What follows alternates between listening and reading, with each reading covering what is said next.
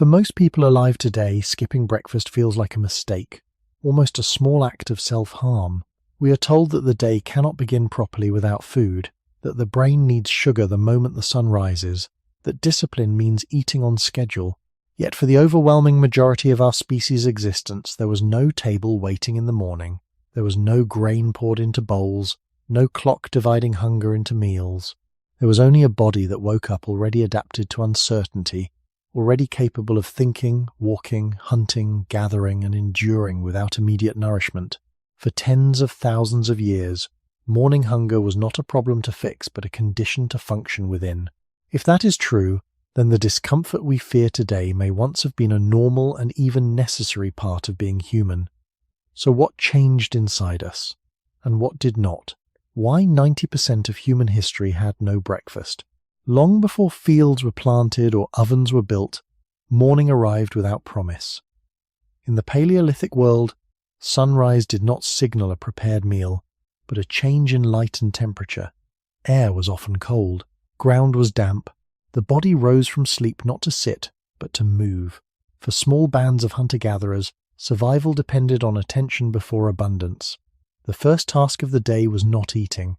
It was orienting, listening for movement, reading tracks in soft earth, judging wind, remembering where water had last been found. In such conditions, food was not divided into named meals. It appeared when found, not when scheduled. If we trace this pattern across the long span of human prehistory, tens of thousands of years before agriculture, it becomes difficult to locate a consistent morning ritual centered on eating. Morning existed. Breakfast, as a structured expectation, did not. This difference may seem subtle, yet it marks a deep contrast between our evolutionary environment and our present routine. In mobile foraging groups documented in recent centuries, such as the Hadza of Tanzania or the San of southern Africa, researchers observed that early hours were often spent preparing tools, tending to children, or beginning search patterns for food rather than consuming a substantial meal. Ethnographic records vary, and no living group is a perfect mirror of the Paleolithic past. Yet these observations offer a cautious window into how flexible and opportunity-driven eating patterns can be. In environments where yesterday's hunt might have failed, stored calories were limited. There were no refrigerators, no sealed containers to guarantee a bowl of grain at dawn. Energy carried over from the previous day stored in liver glycogen, and body fat bridged the gap between waking and the next successful forage. The human body evolved within this uncertainty. Cortisol levels naturally rise in the early morning, increasing alertness and mobilizing glucose into the bloodstream. This physiological shift does not require immediate food intake. It prepares the organism to act. From a biological perspective, waking into mild hunger was not an error state but a predictable condition. When we imagine 90% of human history, we must picture a species shaped by landscapes rather than kitchens. Groups moved with seasons. Camps were temporary. Firelight faded into darkness and returned with dawn, but the rhythm of eating followed availability, not the clock. Archaeological sites reveal hearths, animal bones, stone tools, and plant residues, yet they rarely provide evidence of fixed mealtimes. What they show instead is episodic consumption periods of abundance after a successful hunt, and quieter intervals when resources were scarce. The absence of material signs of structured breakfast is not proof that no one ever ate in the morning. Rather, it suggests that morning eating was contingent, not institutional. To understand why most of human history had no breakfast, we must first accept that regularity itself is a recent luxury. For early humans, predictability lay in the rising sun, not in a prepared plate. Morning was a phase of vulnerability and opportunity combined. Predators were active. Prey moved. Children needed protection. Adults needed focus. In such a setting, the body that could function clearly without immediate intake held an advantage. Over thousands of generations, this pattern repeated. Wake, assess, move, search, sometimes find, sometimes wait. The gap between waking and eating was not a modern health strategy.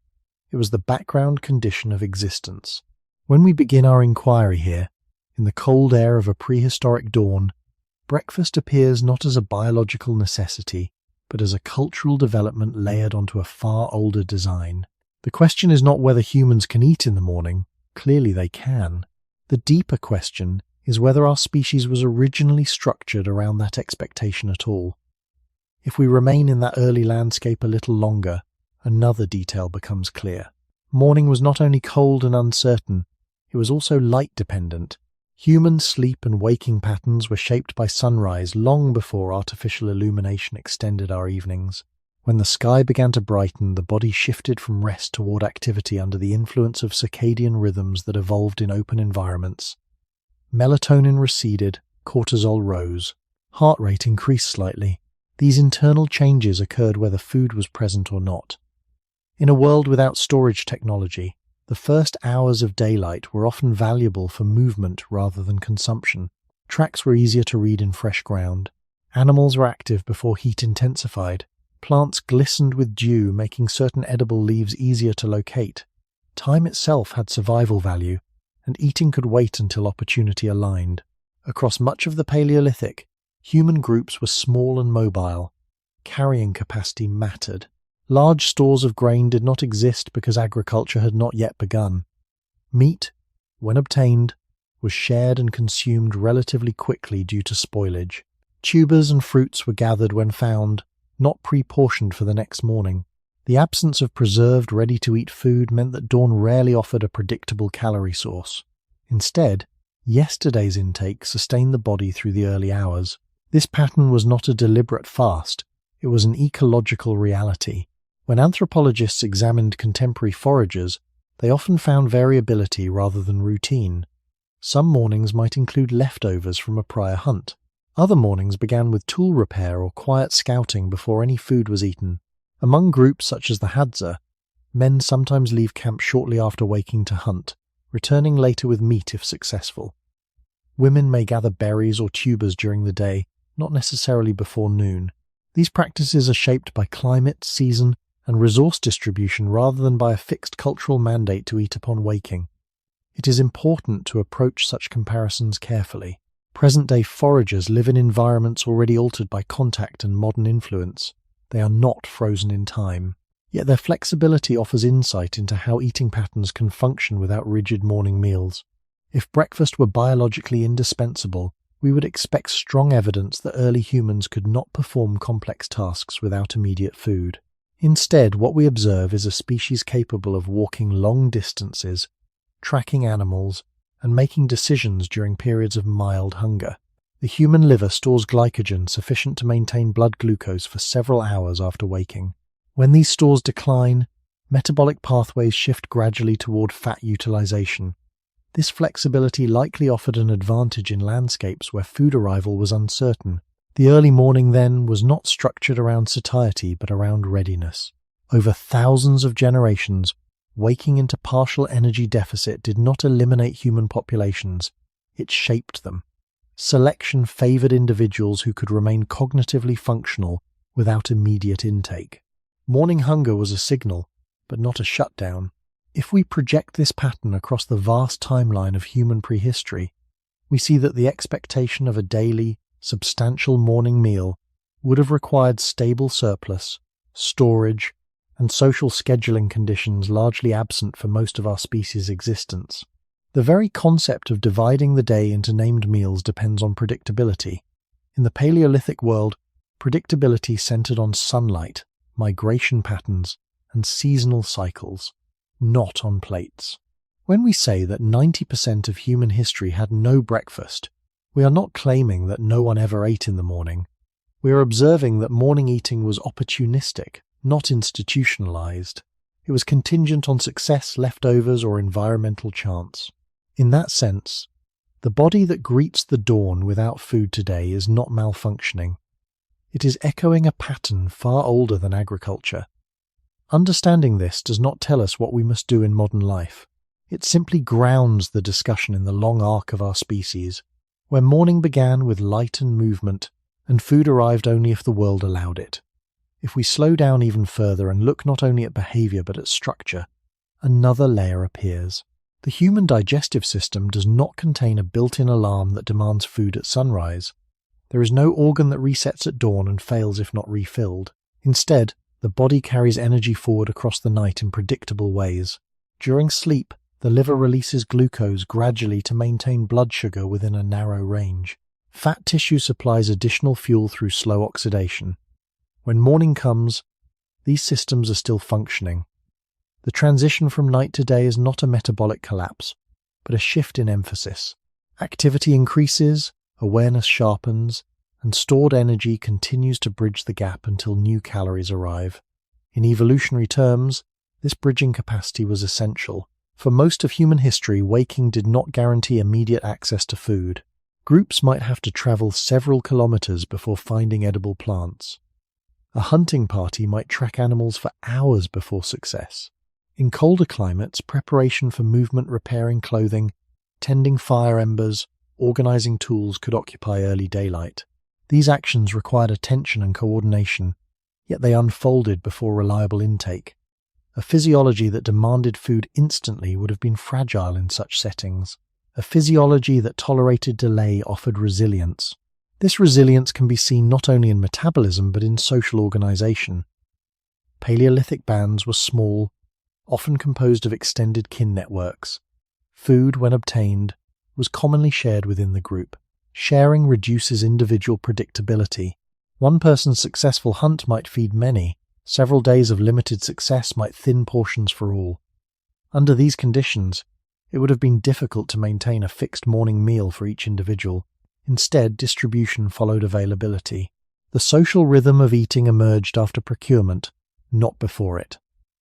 Archaeological sites reinforce this pattern indirectly.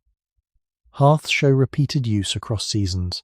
Animal bones display cut marks indicating butchery and communal consumption. Grinding stones appear later with plant processing, yet none of these artifacts indicate a universal, daily morning ritual tied to a specific hour. The material record reflects episodic feasting and routine preparation, but not structured breakfast as a defining feature of human life. When we stretch this observation across tens of thousands of years, the absence becomes meaningful. Regular morning meals require surplus production, storage, and planning beyond immediate survival. Those conditions characterize agricultural societies, not most of the Paleolithic. From the perspective of circadian biology, it is also worth noting that appetite does not peak uniformly at dawn. Ghrelin, often called a hunger hormone, fluctuates according to habitual patterns. It rises in anticipation of expected meals. This means that when a society trains itself to eat at a specific hour, the body learns to prepare for that hour. But in environments without fixed schedules, hunger cues are more variable. The body adapts to irregularity rather than demanding precision. In early human settings, this flexibility would have aligned with ecological reality. When we say that 90% of human history had no breakfast, we are describing a world where morning was structurally different from ours. It was a time defined by light, risk, and movement, rather than by cereal bowls or bread ovens. The absence of a guaranteed meal did not signify deprivation in the modern sense. It reflected the limits of storage and the patterns of foraging life. Over generations, this condition shaped a species capable of beginning the day without immediate consumption. As we move forward in time, toward agriculture and settled life, we will begin to see how predictability slowly entered the human morning. But at the beginning, at the long starting point of our species, dawn arrived first and food arrived later, if it arrived at all. When we move from the image of a single morning to the broader pattern of food availability across seasons, the absence of breakfast becomes easier to understand. For most of human history, uncertainty was not an occasional inconvenience.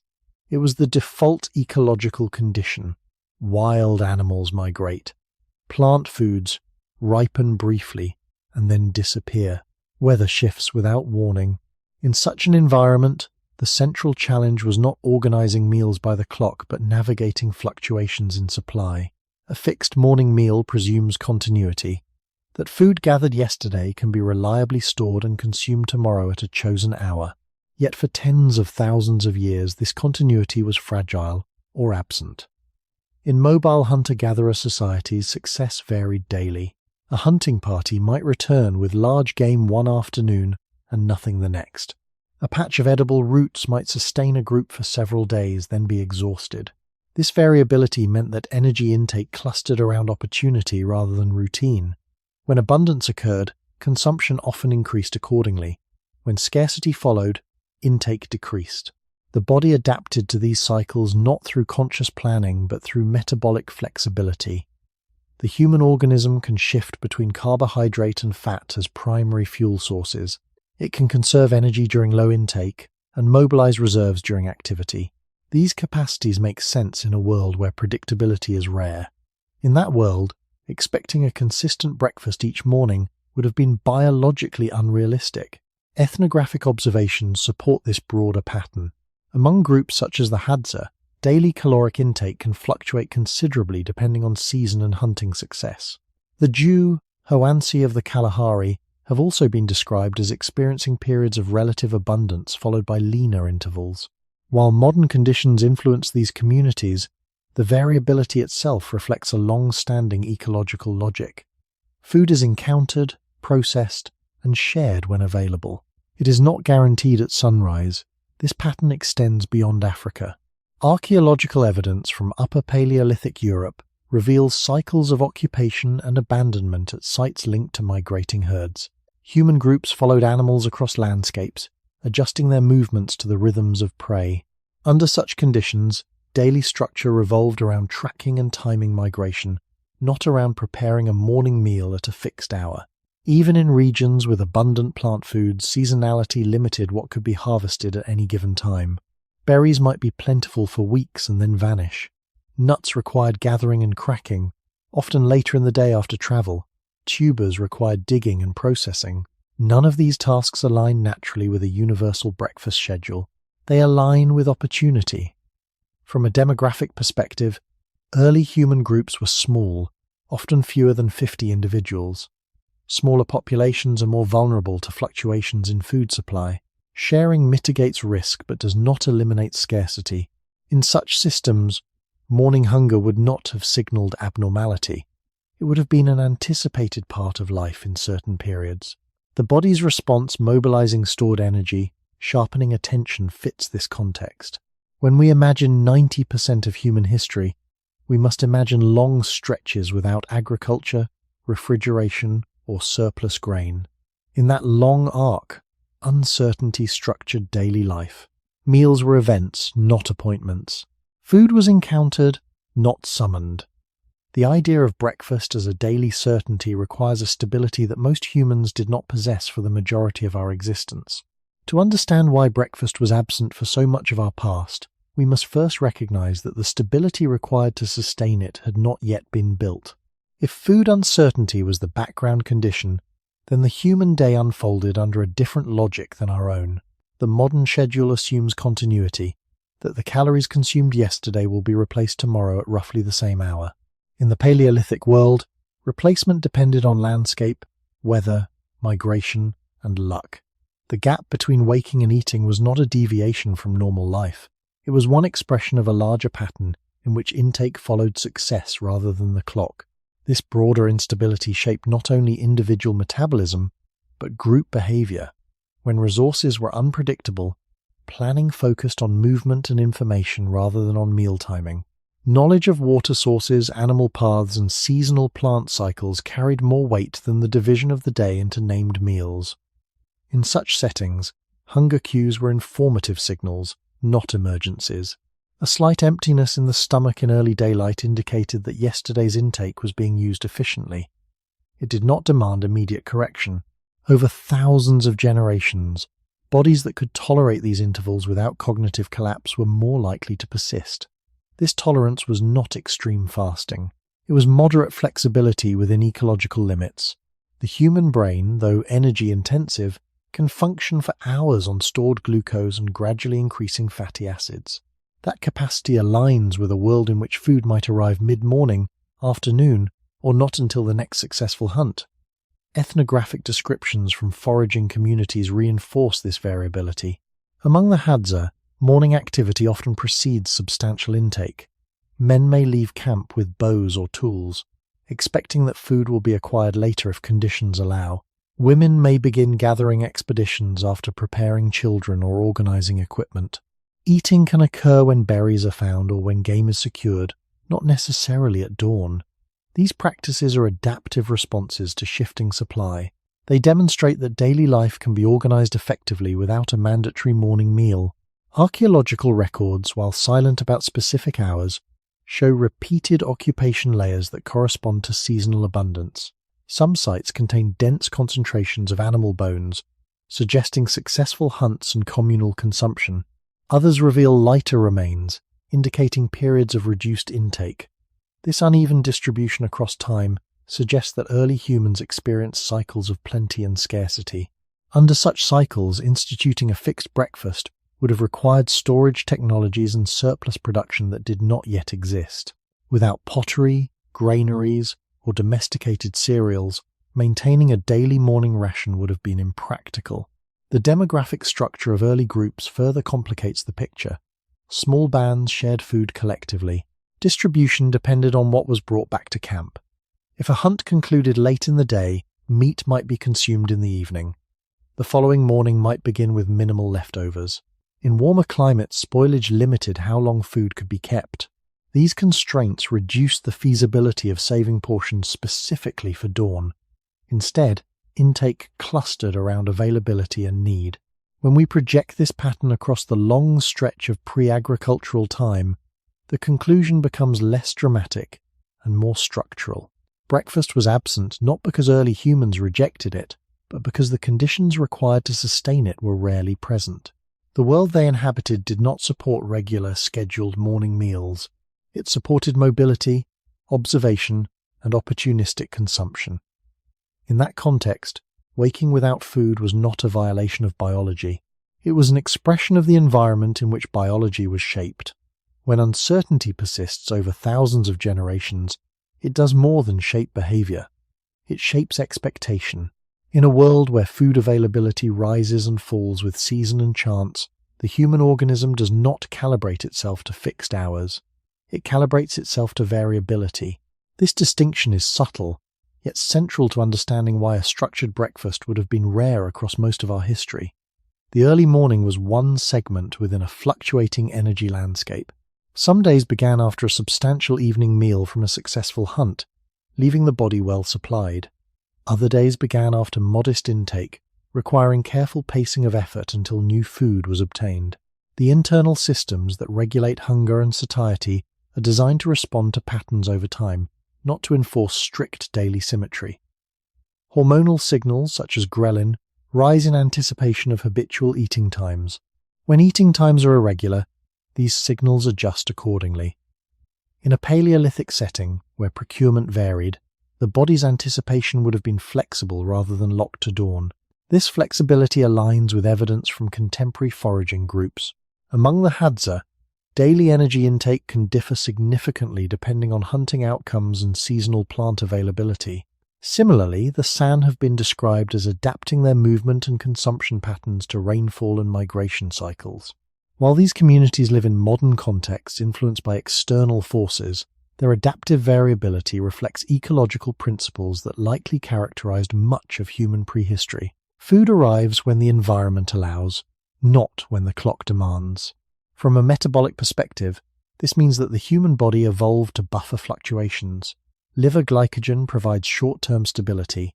Adipose tissue offers longer reserves. During periods of reduced intake, metabolic rate can adjust modestly, conserving energy. During periods of abundance, storage increases. This dynamic equilibrium would have been common in small mobile bands without large-scale storage. A guaranteed breakfast every morning would have required consistent surplus grain harvested in bulk, dried and protected, or domesticated animals providing steady output. These developments belong to the agricultural era, which occupies only a small fraction of our species' timeline. When we speak of 90% of human history, we are referring to tens of thousands of years before such systems existed. Archaeological layers from Upper Paleolithic sites reveal patterns of occupation linked to resource pulses. Herd migrations, fish runs, and seasonal plant growth structured movement. Camps expanded during abundance and contracted during scarcity. The material record reflects adaptation to cycles rather than imposition of daily uniformity. There is no evidence of standardized morning rations distributed at sunrise across these vast spans of time. Instead, we see a species navigating uneven terrain with flexible intake. Demographically, this flexibility also influenced generational learning. Children growing up in foraging bands would have observed adults functioning effectively without immediate morning food on many days.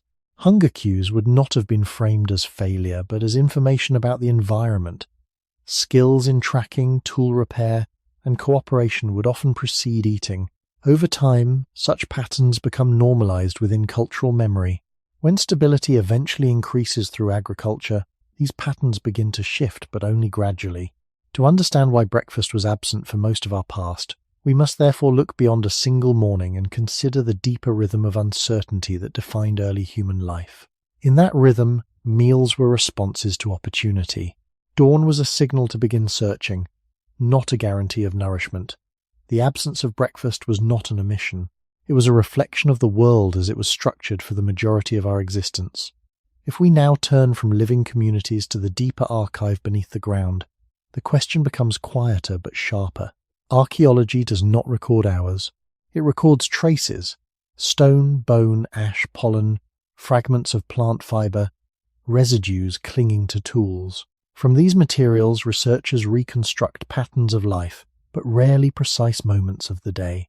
And yet, even within this limitation, something stands out.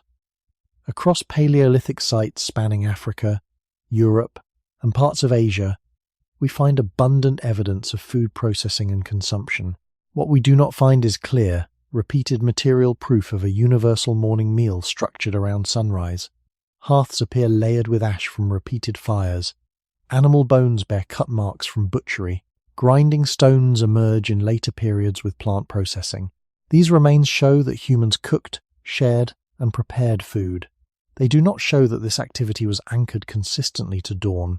In sites such as Blombo's Cave, researchers have uncovered ochre processing areas, shell beads, and evidence of symbolic behavior dating back tens of thousands of years.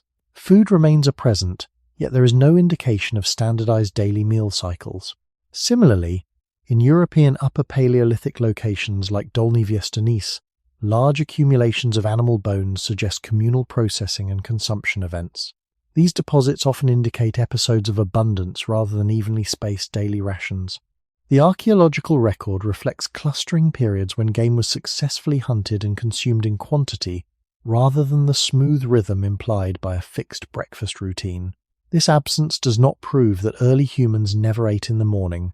It suggests instead that morning eating was not archaeologically distinctive or socially standardized enough to leave a repeated signature. In agricultural societies, storage pits, granaries, and specialized grinding installations point towards surplus and regular processing. In earlier contexts, tools are portable and camps are temporary. Food preparation leaves traces, but not evidence of strict scheduling. Time in the Paleolithic was structured more by season than by hour. When archaeologists analyze isotopic signatures in bones, they detect long-term dietary patterns, proportions of meat, plants, or marine resources. These methods reveal what people ate over months and years. They do not reveal whether a meal occurred at sunrise or midday. The silence about breakfast, then, is not dramatic, it is structural. The material record preserves evidence of procurement and consumption, but it rarely supports the idea of a ritualized, daily morning intake embedded in social organization. If breakfast had been a central, defining feature of human life for tens of thousands of years, we might expect clearer signs of morning-specific processing spaces or consistent residue patterns tied to early day preparation. Instead, we observe variability. Hearths are reused at different times. Bones are scattered in layers reflecting episodic activity. Grinding stones appear prominently only after the domestication of cereals. This gradual emergence of plant processing infrastructure coincides with agriculture, not with the earlier majority of our timeline. When we say that 90% of human history had no breakfast, archaeology contributes not through a single dramatic discovery, but through the quiet absence of standardization. The deep layers of human habitation show adaptation to opportunity, not commitment to dawn meals. They depict groups who gathered, hunted, cooked, and shared when conditions allowed. The morning may have been filled with movement, preparation, and observation. Food entered the scene when secured, not necessarily when the sun first appeared. In this way, the ground beneath our feet preserves a long memory of flexibility rather than routine. When archaeologists attempt to reconstruct daily life from ancient remains, they rely on patterns that repeat. A single hearth or a scattered set of bones can reveal that food was cooked and eaten, but repetition across layers is what suggests routine. In Paleolithic contexts, what repeats most clearly is the act of processing and sharing food in response to procurement events. What does not repeat in any visible, time-bound way is a standardized early morning preparation tied consistently to sunrise. The material record speaks in clusters rather than schedules. At open-air sites and caves across Eurasia and Africa, faunal remains often appear in concentrations associated with butchery zones. These clusters imply episodes of communal processing, likely following a successful hunt. The timing of these events would have depended on when prey was encountered and secured. If a large animal was brought down in late afternoon, processing and consumption may have continued into evening. If smaller game was captured earlier, intake could have occurred sooner. The archaeological traces do not indicate a uniform pause at dawn to prepare a daily meal before movement. Instead, they suggest responsiveness to circumstance. Microwear analysis on stone tools offers further insight. When researchers examine microscopic wear patterns on cutting edges, they can infer whether tools were used for meat slicing, hide scraping, or plant processing. These studies reveal diverse activities across the day, but they do not reveal fixed temporal compartments such as morning food preparation. The distribution of wear is mixed, consistent with flexible use rather than tightly scheduled tasks. This aligns with the broader understanding that Paleolithic groups organize their labor around environmental cues rather than abstract timekeeping. Even when plant residues are found on grinding stones in later pre-agricultural contexts, their presence indicates processing, not necessarily breakfast. Before domesticated cereals became common, wild grains required significant effort to gather and prepare. Such labor-intensive tasks are unlikely to have been performed daily at dawn without a dependable surplus. Only after agriculture spread do we begin to see substantial storage facilities and repeated plant processing installations that could support routine morning consumption. The contrast between earlier and later periods becomes more visible when examining Neolithic settlements. At sites like Çatalhöyük, evidence of stored grain, ovens, and grinding installations suggests increased dietary regularity. Even here, archaeology still struggles to isolate exact meal times, but the infrastructure for predictable intake is present. This infrastructure is largely absent in most Paleolithic layers, which dominate the timeline of our species.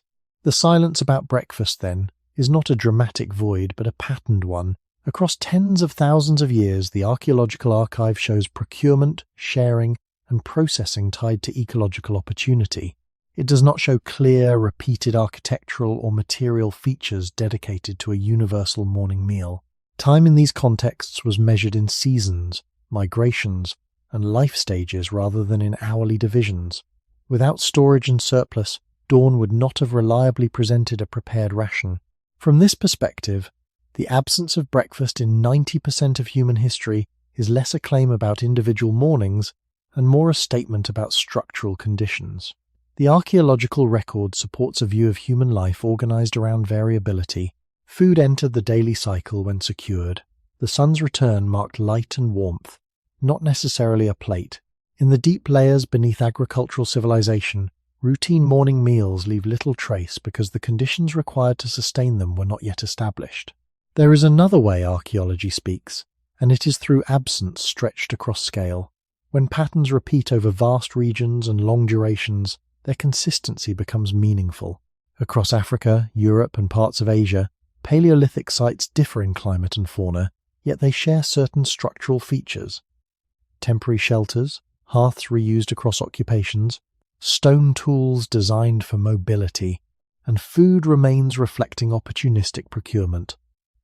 What they do not share is specialized architecture or equipment clearly dedicated to a universal morning ration.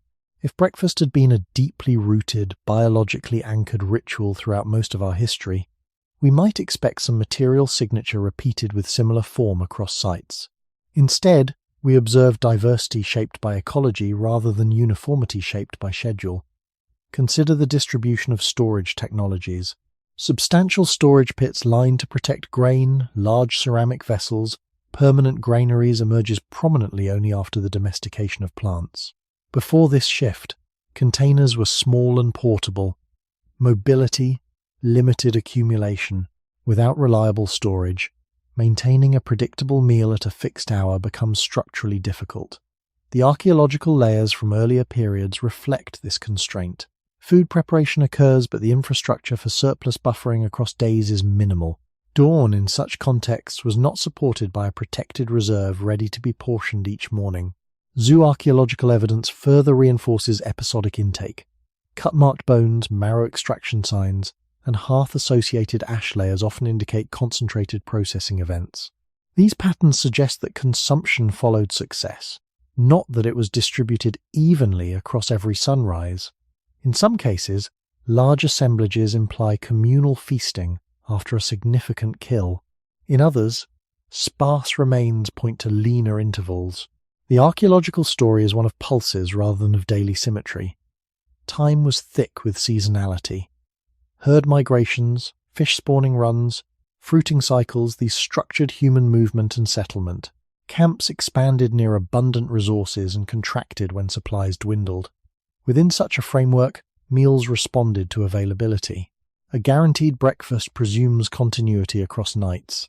The record suggests that continuity was rare before agriculture.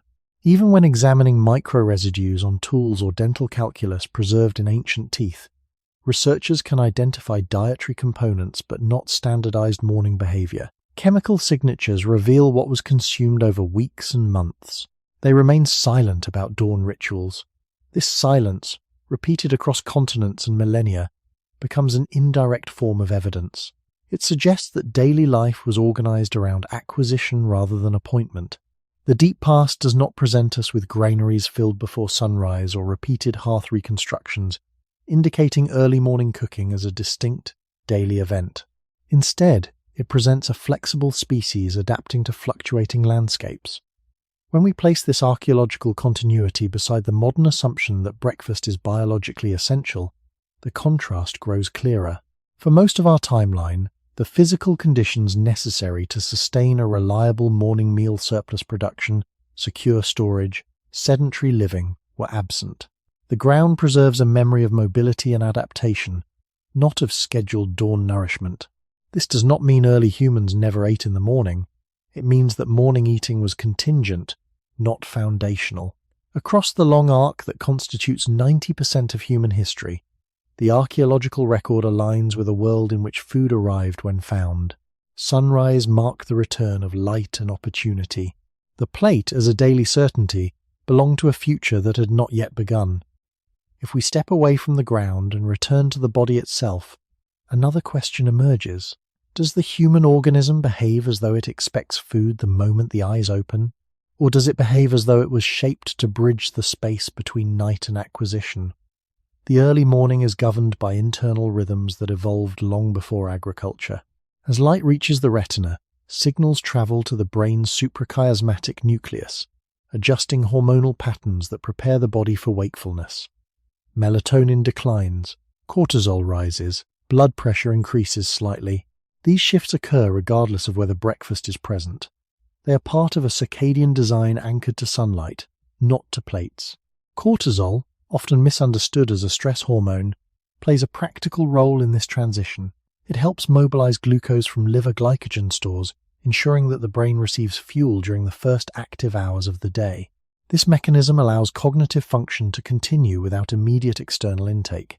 In a Paleolithic setting, such a feature would have been advantageous. Waking into mild hunger would not have impaired decision-making. It would have coincided with a hormonal environment that sharpened alertness. The body's ability to access stored energy is central to understanding why breakfast was not structurally required for most of human history. During sleep, glycogen in the liver maintains blood glucose levels. Upon waking, these reserves are gradually utilized. If food is not consumed immediately, metabolic pathways begin to shift. Fatty acids are released from adipose tissue and can be used by muscles and, indirectly, by by the brain through ketone production over longer intervals. This flexibility, sometimes referred to as metabolic adaptability, is not an extreme adaptation for famine alone. It is a routine capacity that would have supported daily variability in intake. In early human environments where procurement could not be guaranteed at sunrise, such adaptability would have been common rather than exceptional. Appetite signals also reflect learned patterns. Ghrelin levels tend to rise in anticipation of habitual mealtimes. In societies where breakfast is consumed daily at a fixed hour, hunger becomes synchronized with that schedule. But in contexts without strict timing, hunger signals fluctuate according to availability and prior intake. This suggests that the sensation of needing breakfast at a precise hour may be partly conditioned by routine rather than hardwired by evolution. Over tens of thousands of years, early humans would have experienced mornings that varied widely in caloric status. Some dawns followed substantial evening meals, others followed lean days. The body's regulatory systems are built to smooth these differences rather than to demand uniformity. From a neurocognitive perspective, mild fasting states can increase certain alertness pathways, mediated by catecholamines that support attention and movement. In a hunting and gathering context, beginning the day in a slightly energy-mobilized state may have aligned with the need to search, track, and respond quickly. None of this implies that eating in the morning is harmful or unnatural. Humans are capable of eating at many times. The key distinction lies in necessity. The physiological architecture of the morning does not collapse in the absence of food.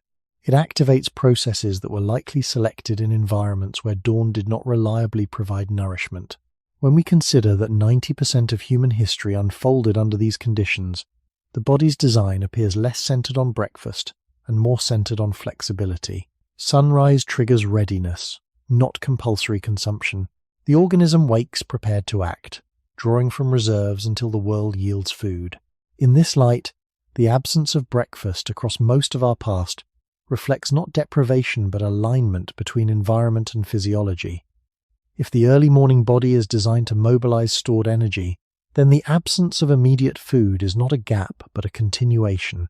During the night, insulin levels remain low, allowing the release of fatty acids from adipose tissue. By the time dawn arrives, the organism is already operating in a balanced state between glucose use and fat oxidation. This balance does not require interruption at sunrise. In fact, from an evolutionary perspective, it may have been common for activity to begin while this internal fuel transition was still underway. The human brain, though reliant on glucose, does not empty its supply the moment sleep ends. Liver glycogen typically provides several hours of stability, especially after an evening meal. In settings where food was unpredictable, this buffering capacity would have been essential. When intake was delayed, the body did not shut down, it shifted gradually.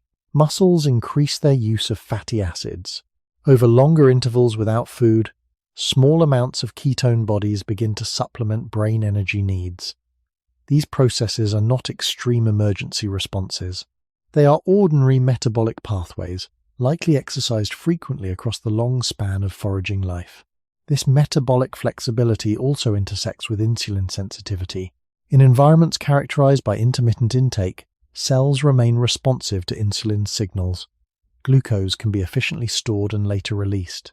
A rigid requirement for breakfast each morning would have implied a metabolic system dependent on constant replenishment. Yet the evolutionary record suggests the opposite. A system built to accommodate fluctuation. Over thousands of generations, individuals who could function well during the early hours without immediate feeding would have been better positioned to hunt, gather, and protect their groups. Morning tasks in Paleolithic contexts were often physical and cognitive. Tracking animals requires sustained attention to subtle environmental cues. Gathering edible plants demands memory of seasonal patterns and spatial awareness.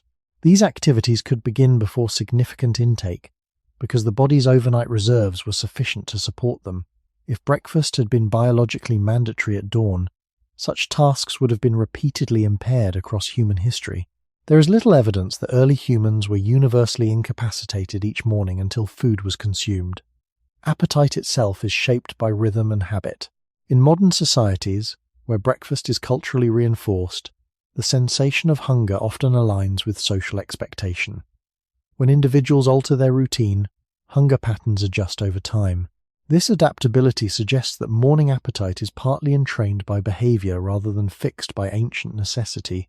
In pre-agricultural settings without standardized mealtimes, hunger would have fluctuated more variably. Some mornings may have involved eating leftovers from a prior hunt. Other mornings likely began with water, movement, and delayed intake. The organism tolerated both. When we place this physiological flexibility within the frame of 90% of human history, a pattern emerges. The body's design supports action before nourishment. Hormones prepare the organism for movement. Stored energy bridges uncertainty. Hunger signals guide behavior without dictating collapse. Breakfast, as a guaranteed ritual at sunrise, becomes less a biological requirement and more a cultural development made possible by surplus and storage. The early human morning was defined by readiness rather than by immediate consumption. In that readiness, we see an echo of the long environments that shaped us landscapes where food was encountered after effort, not before it.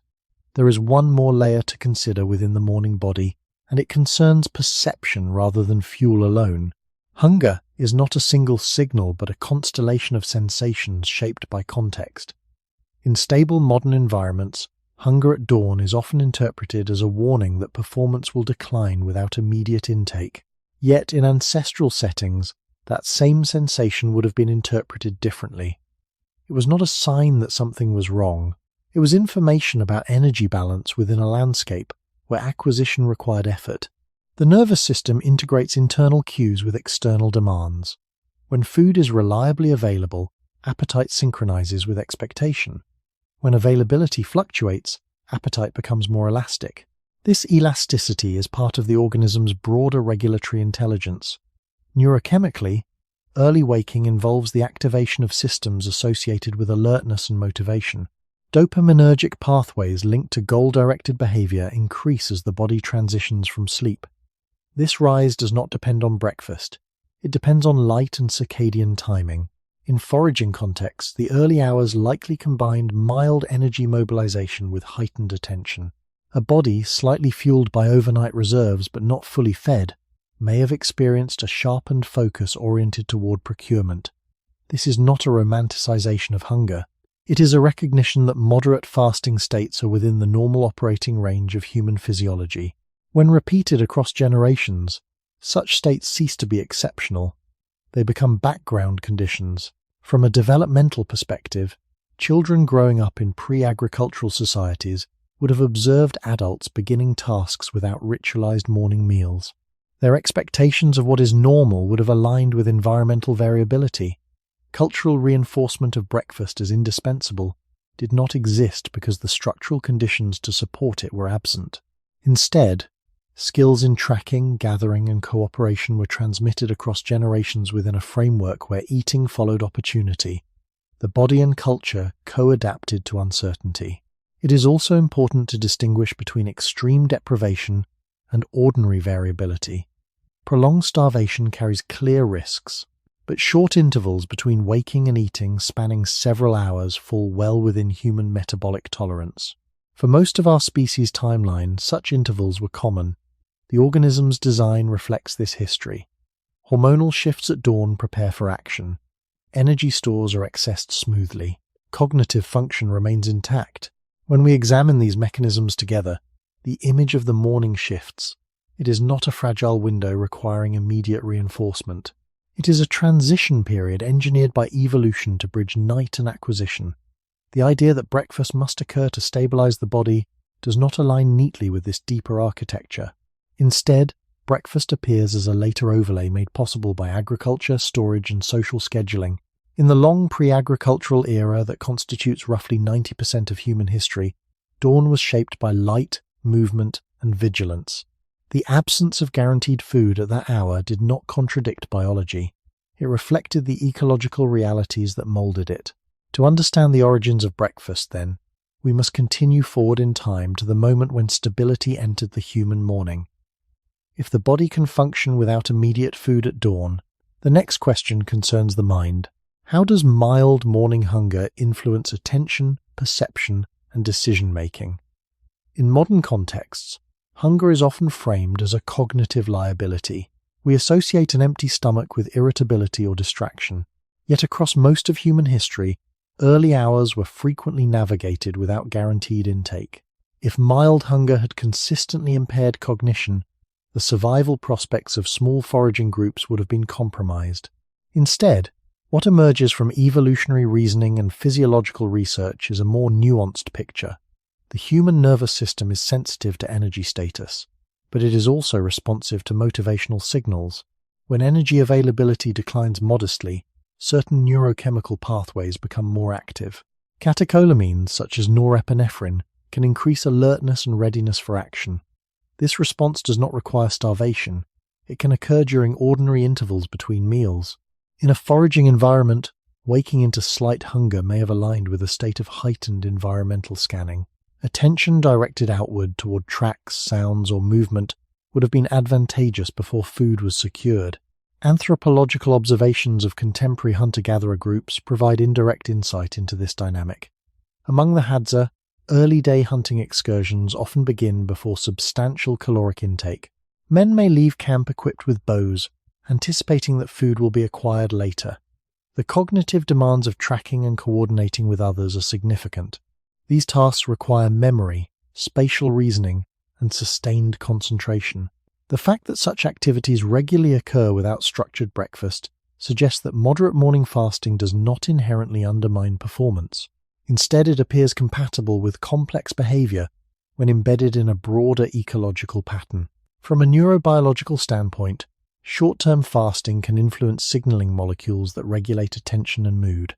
Some studies in controlled settings indicate that intermittent energy restriction may increase certain growth factors related to neural plasticity, though these findings must be interpreted cautiously and do not imply universal benefits. What they do suggest is that the brain is capable of operating across a range of feeding states. It does not shut down at the first sign of hunger. Over evolutionary time, this adaptability would have been selected for in environments where procurement required effort before reward. It is also important to consider the social dimension. In small bands, cooperation is essential. Morning coordination, planning routes, assigning roles, observing weather would have preceded consumption on many days. If hunger at dawn consistently triggered cognitive decline or conflict, group stability would have suffered. Instead, the archaeological and ethnographic records depict societies capable of intricate social interaction under variable intake. This does not deny that extreme deprivation impairs cognition. Rather, it highlights that the moderate intervals typical of foraging life were within the tolerable range of human neurobiology. When we extend this reasoning across 90% of human history, the image of the morning mind shifts. It is not inherently fragile without breakfast. It is prepared to function within uncertainty. The early hours likely combined hormonal readiness with motivational drive oriented toward obtaining food. In that context, hunger was not merely discomfort. It was part of a behavioral loop linking internal signals to external search. Understanding this helps clarify why breakfast, as a guaranteed cognitive prerequisite, does not appear deeply embedded in our evolutionary past. The mind, like the body, was shaped to begin the day before certainty arrived. If we continue examining the morning mind within its ancestral setting, a subtle shift in perspective becomes necessary. Modern life often equates comfort with optimal function. A steady stream of calories, climate control, and predictable schedules are treated as foundations for clear thinking. Yet the environments in which human cognition evolved were not steady. They were variable. In such settings, internal signals of hunger may have interacted with motivational systems in ways that supported, rather than hindered, adaptive behavior. The sensation of mild hunger is mediated through complex pathways linking the gut, liver, and brain. Signals travel via the vagus nerve and through circulating hormones that inform the hypothalamus about energy status. These signals do not simply generate discomfort, they influence attention and goal orientation. In a landscape where food must be found, hunger directs behavior outward. It increases the salience of cues associated with procurement. Smells, sounds, and subtle environmental patterns may become more noticeable. This does not imply a dramatic cognitive enhancement.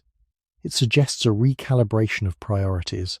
For early humans, such recalibration would have been routine at dawn. Ethnographic records show that foraging groups often structure their day around searching and gathering before significant communal eating occurs. Among the Hadza, hunting success varies, and mornings may involve extended tracking before any caloric intake. These activities require patience and interpretive skill. The presence of mild hunger does not appear to prevent participation. Instead, it is integrated into daily rhythms shaped by ecology. Over generations, individuals whose cognitive systems remained stable under such conditions would have been more likely to contribute effectively to group survival. From an evolutionary standpoint, selection does not favor organisms that collapse under predictable environmental states. If moderate morning fasting had consistently impaired cognition, it would have imposed repeated survival costs. The persistence of flexible feeding patterns across diverse pre-agricultural societies suggests that the human brain operates across a range of energy states without immediate failure.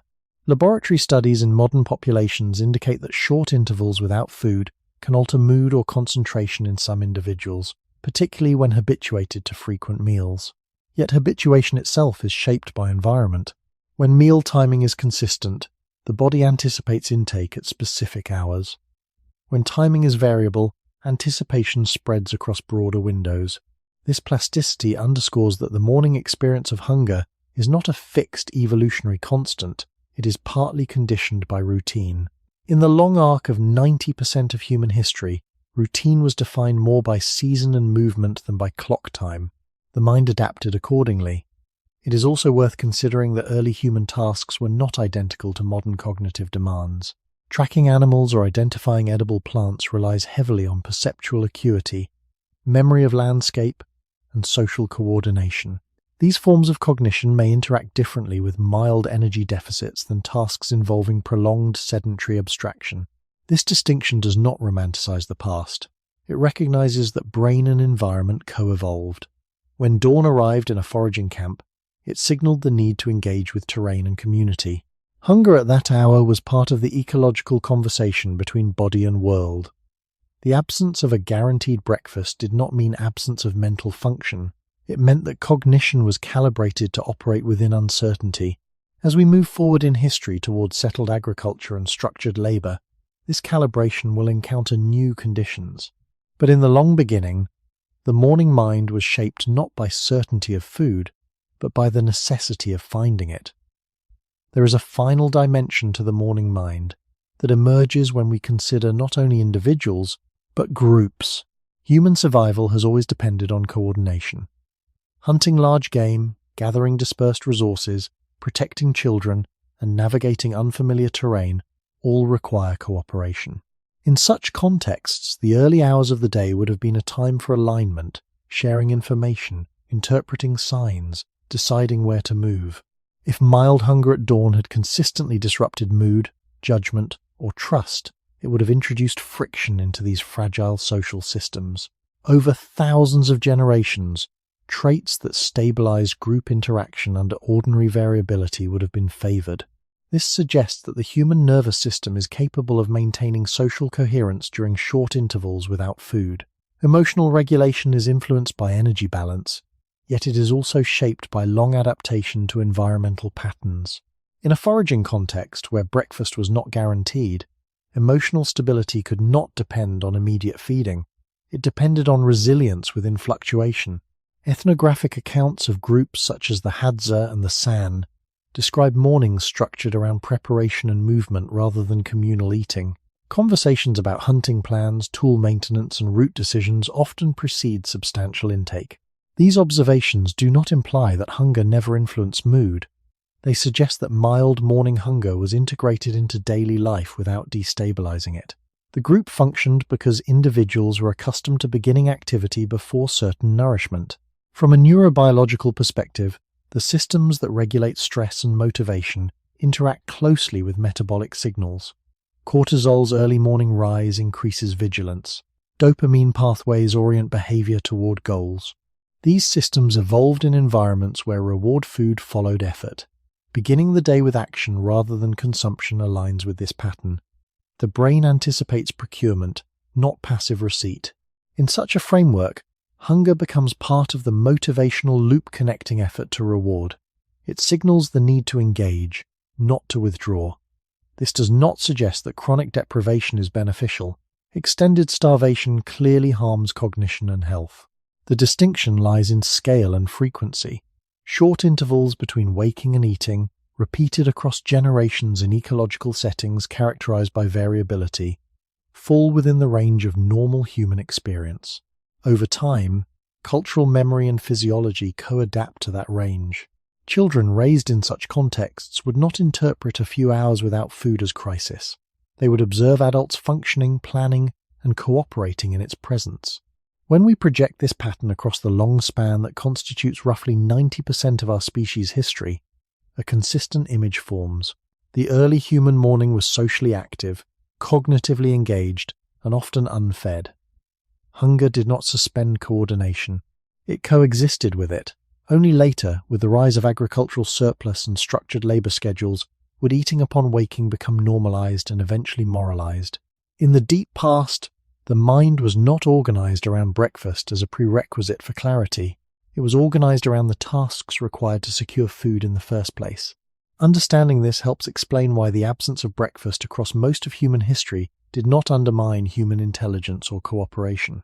The morning mind was shaped to begin before certainty, drawing from reserves, physiological and social, until nourishment was obtained.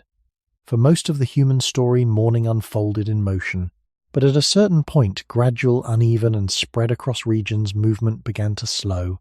Around 12,000 years ago, in several parts of the world, some human groups started cultivating plants and domesticating animals. This shift did not occur everywhere at once, nor did it immediately transform daily routines. Yet it introduced something that had been largely absent before: predictable surplus. In areas such as the Levant, associated with cultures like the Natufian culture, semi-sedentary communities began harvesting wild cereals intensively even before full domestication. Grinding stones became more common, storage pits appeared. These developments marked the early stages of a profound change. For the first time in human history, some groups could accumulate food in quantities sufficient to bridge not only hours but seasons. With storage comes stability, and with stability comes the possibility of routine. Agriculture expanded this pattern further. In settlements such as Jericho, evidence of cultivated grains, permanent dwellings, and defensive walls suggests sustained occupation and organized production. Grain could be harvested, dried, stored, and processed over extended periods. Unlike wild berries or freshly hunted meat, cereals could wait. They could be ground at dawn if desired. The material infrastructure for a consistent morning meal was gradually being constructed. This does not mean that breakfast instantly became universal. Agricultural life introduced new constraints alongside surplus. Labor in fields often began early to avoid heat. Preparing grain required time: grinding, mixing, baking. In some contexts, early rising may have coincided with food preparation for the day's work. What matters is that, for the first time in the human timeline, dawn could reliably meet stored calories. The gap between waking and eating, once structured by uncertainty, began to narrow in certain communities. Sedentism also altered social rhythms. When people remained in one place year-round, daily cycles became more standardized. Tasks such as tending crops, caring for livestock, and maintaining structures required coordinated timing. In this environment, dividing the day into more predictable segments became practical. Food preparation could align with work schedules. Children growing up in such settlements would experience mornings differently from their foraging ancestors. Instead of waiting for opportunity, they might wake within reach of stored grain. From a biological perspective, the human body did not fundamentally change during these early agricultural centuries. The same metabolic flexibility persisted. What changed were the environmental constraints. Surplus allowed behavior to shift without immediate ecological penalty. Breakfast, in its earliest agricultural forms, likely emerged as one of several possible meal arrangements enabled by storage and settlement. Yet it remained culturally variable. Even in agrarian societies, not all groups adopted identical patterns. Climate, crop type, and labor demands influenced timing. In some regions, the first substantial meal occurred later in the day despite agricultural production. The key transformation lies not in a universal rule, but in a new possibility. For the first time in roughly 90% of our species' history, the conditions necessary to support a consistent morning meal existed at scale. Grain in storage, fire in permanent hearths, and coordinated labor schedules made breakfast feasible in ways it had not been before. The agricultural shift did not erase our evolutionary past, but it layered new structures onto it. Dawn was no longer defined solely by movement and search. In certain settlements, it could also mean preparation and consumption. The question that follows is how this possibility slowly hardened into expectation. As agriculture deepened its roots, the relationship between morning and food became more structured, though still far from uniform. Domesticated cereals such as wheat and barley in the Near East, millet in parts of Asia, and later rice in river valleys could be harvested in bulk and stored for months. Storage technology improved gradually. Clay-lined pits, woven baskets coated for protection, eventually ceramic vessels. These developments extended the time horizon of food security. A community that once depended on the immediate outcome of a hunt could now rely on grain accumulated during harvest. This shift did not eliminate uncertainty, but it softened its daily intensity. With grain available within dwellings, the early hours could include preparation rather than search. Grinding stones placed near hearths indicate that plant processing became a recurring domestic activity. In settlements like Çatalhöyük, archaeologists have uncovered evidence of ovens, grinding installations, and storage spaces integrated into homes. These features suggest that food production and consumption were embedded in daily domestic routines. While we cannot specify exact mealtimes from the material record, the infrastructure allowed for morning preparation in ways that mobile foraging camps could not sustain. Fields required tending, livestock required care. Agricultural labor often began soon after sunrise to make use of cooler temperatures. In such settings, it would have been practical for some form of intake to precede or accompany early work. Porridge, flatbread, or leftover preparations from the previous day could serve this role. The existence of storable staples made repetition feasible. Yet even within agricultural societies, breakfast was not immediately universal or identical. Written sources from later historical periods suggest variation. In some regions, the first substantial meal occurred closer to midday, especially when labor patterns or cultural norms favored it. The key transformation was not a single global adoption of breakfast, but the creation of conditions that made it possible to standardize eating times. Sedentary life also altered family dynamics. Households became centers of production and preparation. Children grew up observing adults who had access to stored grain each morning. Over generations, the association between waking and eating could strengthen simply because the resources were present. Habit begins with feasibility. The body's metabolic flexibility remained, but cultural patterns began to layer new expectations onto it. It is important to remember that agriculture occupies only a small fraction of our species' timeline. If we imagine human history as a long night followed by a brief dawn, farming represents the last stretch before the present. For roughly 90% of that long night, the infrastructure supporting breakfast did not exist. In the comparatively recent agricultural dawn, it began to appear unevenly across regions. Surplus softened the necessity of beginning each day in search mode. Morning could include preparation, sharing, and routine. Yet this was a structural innovation, not a biological rewrite. The organism waking in a Neolithic village was physiologically similar to the one waking in a Paleolithic camp. What differed was proximity to stored calories. The emergence of agriculture did not create hunger at dawn. It created the means to answer it consistently. As agricultural life stabilized in various regions, morning routines slowly became embedded within broader social systems. Grain harvests required coordinated labor at specific times of year, and daily work in fields or with livestock followed more predictable patterns than the shifting routes of foragers. This predictability extended into domestic space. When households maintained stores of wheat, barley, rice, or millet, the act of preparing food could be woven into the opening hours of the day. Fire, once kindled to cook opportunistically gathered foods, now burned regularly within permanent dwellings. Grinding grain into flour or boiling porridge became recurring tasks rather than occasional responses to chance discovery. In settlements such as Jericho, Storage structures and domestic hearths indicate a rhythm of preparation integrated into sedentary life. The presence of surplus does not automatically create breakfast, but it enables repetition. When food is accessible within arm's reach, eating upon waking becomes feasible without delay. Over generations, feasibility can transform into expectation. Children raised in agricultural villages would encounter a different morning landscape from their foraging ancestors. Instead of leaving camp to search before intake, they might wake to the sound of grinding stones or the smell of cooked grain. The social signal of dawn began to include nourishment in certain contexts. Yet even within these societies, variation persisted. Climate influenced timing. In hotter regions, labor often began early to avoid midday heat, possibly encouraging earlier consumption. In cooler climates, preparation could be staggered.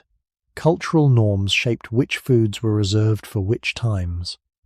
Some communities treated the first intake of the day as light, others as substantial. There was no single agricultural blueprint. What unites these diverse developments is the structural change from unpredictability to relative stability. Agriculture compressed the distance between waking and eating for many populations. It introduced the possibility of dividing the day into recurring segments: preparation, labor, rest, and communal meals. This segmentation gradually interacted with emerging timekeeping practices. As societies grew more complex, coordination required clearer temporal markers. Dawn, once simply a cue for movement, became a potential anchor for routine. Still, it is important to maintain perspective. Even after agriculture spread, large portions of the global population continued to experience variability due to drought, crop failure, or social upheaval. The transformation was uneven and fragile. Breakfast as a universal expectation remained far in the future. What had changed was the foundation. For the first time in the long arc of human history, environmental conditions allowed the morning meal to become regular in some places. This regularity did not erase metabolic flexibility. It overlaid it with habit. When we consider that farming represents only a small fraction of our species' existence, the contrast remains striking. For roughly 90% of human time, sunrise met bodies prepared to act without guaranteed intake. In the agricultural era, sunrise increasingly met stored grain and permanent hearths. The shift was not a sudden invention of breakfast, but a gradual realignment between environment and behavior. The stage was set for morning eating to become normalized, though not yet universal. The deeper question now becomes how this possibility, born from surplus, eventually hardened into the belief that breakfast is necessary for all. As agricultural societies matured into early states and empires, daily life grew more stratified. Land ownership, taxation, trade routes, and urban centers introduced layers of social differentiation that influenced how and when people ate. Yet even in these more complex worlds, the morning meal was not uniformly defined. Written records from ancient Mediterranean and Near Eastern societies reveal variability rather than a single pattern. In parts of classical Greece, the first intake of the day, sometimes referred to as akritisma, could consist of bread dipped in wine, olives, or small portions of leftover food. It was often light and practical, not framed as the most important meal of the day. In ancient Rome, the early meal known as the entaculum appears in literary sources as modest bread, cheese, or fruit, especially among working classes. Larger, more elaborate consumption tended to occur later, with the main meal often placed in the afternoon or evening. These references indicate that morning eating existed, but its scale and cultural weight differed from modern expectations. In agrarian Europe centuries later, meal structures continued to vary by class and occupation. Peasants working in fields might consume something early before labor, but the substantial meal could come midday. In medieval monasteries, dietary rules shaped intake around liturgical schedules rather than sunrise alone. Fasting practices embedded in religious calendars further complicated patterns. Periods of abstinence, sometimes extending into morning hours, were common across Christian communities. This suggests that even within settled agricultural societies, the moral and practical status of breakfast was fluid. It is important to recognize that agriculture enabled morning meals but did not universally prioritize them. Climate, crop type, and labor demands continued to shape behavior. In colder northern regions, preserving food for winter required careful rationing, which may have influenced meal timing. In warmer climates, early labour encouraged some intake before work, but not necessarily in large quantities. The existence of grain stores and ovens made breakfast possible. They did not make it central. Social hierarchy also played a role. Urban elites with access to diverse foods might structure their days differently from rural labourers. In some cases, elaborate feasts were reserved for later hours when social display was possible. Morning consumption remained functional rather than ceremonial for many. Across centuries of agricultural civilization, we see repetition of one theme: the feasibility of breakfast increases, but its cultural meaning remains modest and variable. When we compare this to the preceding 90% of human history, the contrast lies in infrastructure rather than biology. The body waking in a medieval village was metabolically similar to the one waking in a Paleolithic camp. What differed was access to stored grain and stable dwellings. Yet even with these conditions, breakfast did not universally acquire the elevated status it holds in some modern societies. The morning meal, where it existed, was often practical and light. It did not define the moral worth or health of the individual. This historical nuance reminds us that the transformation from possibility to necessity was gradual. Agriculture created the option. Cultural systems experimented with it, but the idea that breakfast is indispensable for everyone at dawn had not yet solidified. That development would require further shifts in timekeeping, labour discipline, and eventually industrialization. As medieval societies evolved into early modern economies, patterns of eating continued to reflect occupation, climate, and social rank more than biological doctrine. In many parts of Europe between the 15th and 17th centuries, daily structure was anchored not by strict clock time but by daylight and work demands. Rural labourers often rose early, especially during planting and harvest seasons. Some consumed a small amount of bread, ale, or leftovers before heading into the fields, but the primary meal frequently occurred closer to midday. This pattern suggests that while morning intake was present, it was not necessarily abundant or culturally elevated. In urban centres, artisans and merchants followed different rhythms. Workshops opened with light, and minor food consumption might accompany the start of work. Yet even here, substantial dining was commonly reserved for later hours when tasks paused. The idea that the first meal must carry special nutritional authority had not crystallized. Religious practices further shaped morning routines. In Catholic Europe, fasting before receiving the Eucharist was once standard, which meant that believers often abstained from food until after morning religious observance. This practice underscores how social and spiritual frameworks could override early intake without being interpreted as harmful. The body was expected to function through the early hours without guaranteed nourishment, and this expectation did not generate widespread alarm. Across different regions, similar variability appears. In parts of East Asia, rice-based societies organized meals around agricultural labor, with some intake occurring in the morning but often modest in scale. In the Islamic world, patterns shifted during Ramadan, when fasting extended from dawn until sunset, restructuring daily eating entirely. These examples illustrate that even in settled agrarian civilizations, morning consumption was fluid and contingent. It responded to belief systems, work patterns, and available staples, rather than to a universal conviction that breakfast was biologically indispensable. The structure of time itself began to change gradually with the spread of mechanical clocks in European towns. As hours became more precisely measured, daily activities could be synchronized more tightly. Yet for many centuries, meal timing remained adaptable. The majority of people lived close to subsistence, and food security was not absolute. Crop failures, wars, and disease disrupted supply frequently. Under such conditions, insisting on a substantial daily breakfast for all would have been impractical. When we place this period within the larger arc of human history, it represents a middle phase. The deep past lacked the infrastructure for regular morning meals. Early agricultural societies created the possibility. Medieval and early modern communities experimented with different arrangements. But the cultural elevation of breakfast to a near-universal prescription had not yet taken hold. The morning meal existed in various forms, sometimes light, sometimes absent, sometimes delayed without being framed as a health mandate. This historical variability reinforces the broader theme. Breakfast, as necessity, is a relatively recent idea, layered upon a much longer tradition of flexibility. The human organism continued to wake each day with the same metabolic architecture shaped by prehistoric uncertainty.